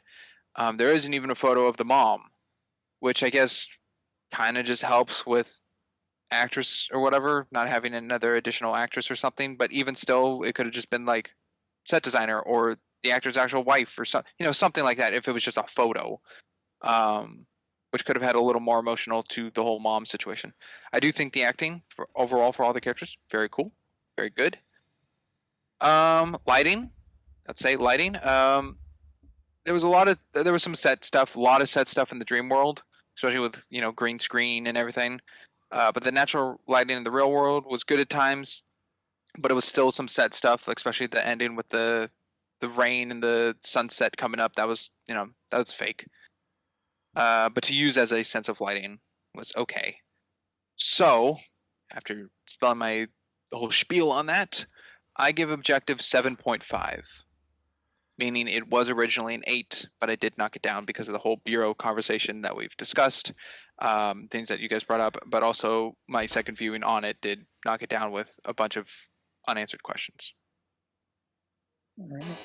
Fair enough. You're right in line with what I expected you to say. Pretty much, yeah. That one I predicted. Um, And we do not know a score from Sinister, in case anyone was curious. no, we don't. No, we don't. But that wraps up Slumberland. Thank you for listening. Yeah. Greatly appreciate it. Shall I lead us off? Sure. I mean, this is the start of season 4. Stay tuned for all the things happening in season 4. Can we talk about the extras, or do we hold off on that? Sure. Is that a big secret? Do we keep that secret? Sure. Is that like our little tease to reel people in? Sure. Something is coming. Something's coming. There we go. Dun, dun, dun. Stay tuned for that. All right. As always, you can find us on Anchor, Spotify, Google Podcast, Amazon, Pocket Casts, and Castbox. And, don't forget to like, comment, and subscribe if you happen to catch the visual side of this on YouTube. It's our only visual medium for the moment. As always, I have been a geeky writer. I'm Crimson Maroon. And I'm Sprinks. And we will catch you next time. Later, everybody. Sweet dreams. Toodaloo.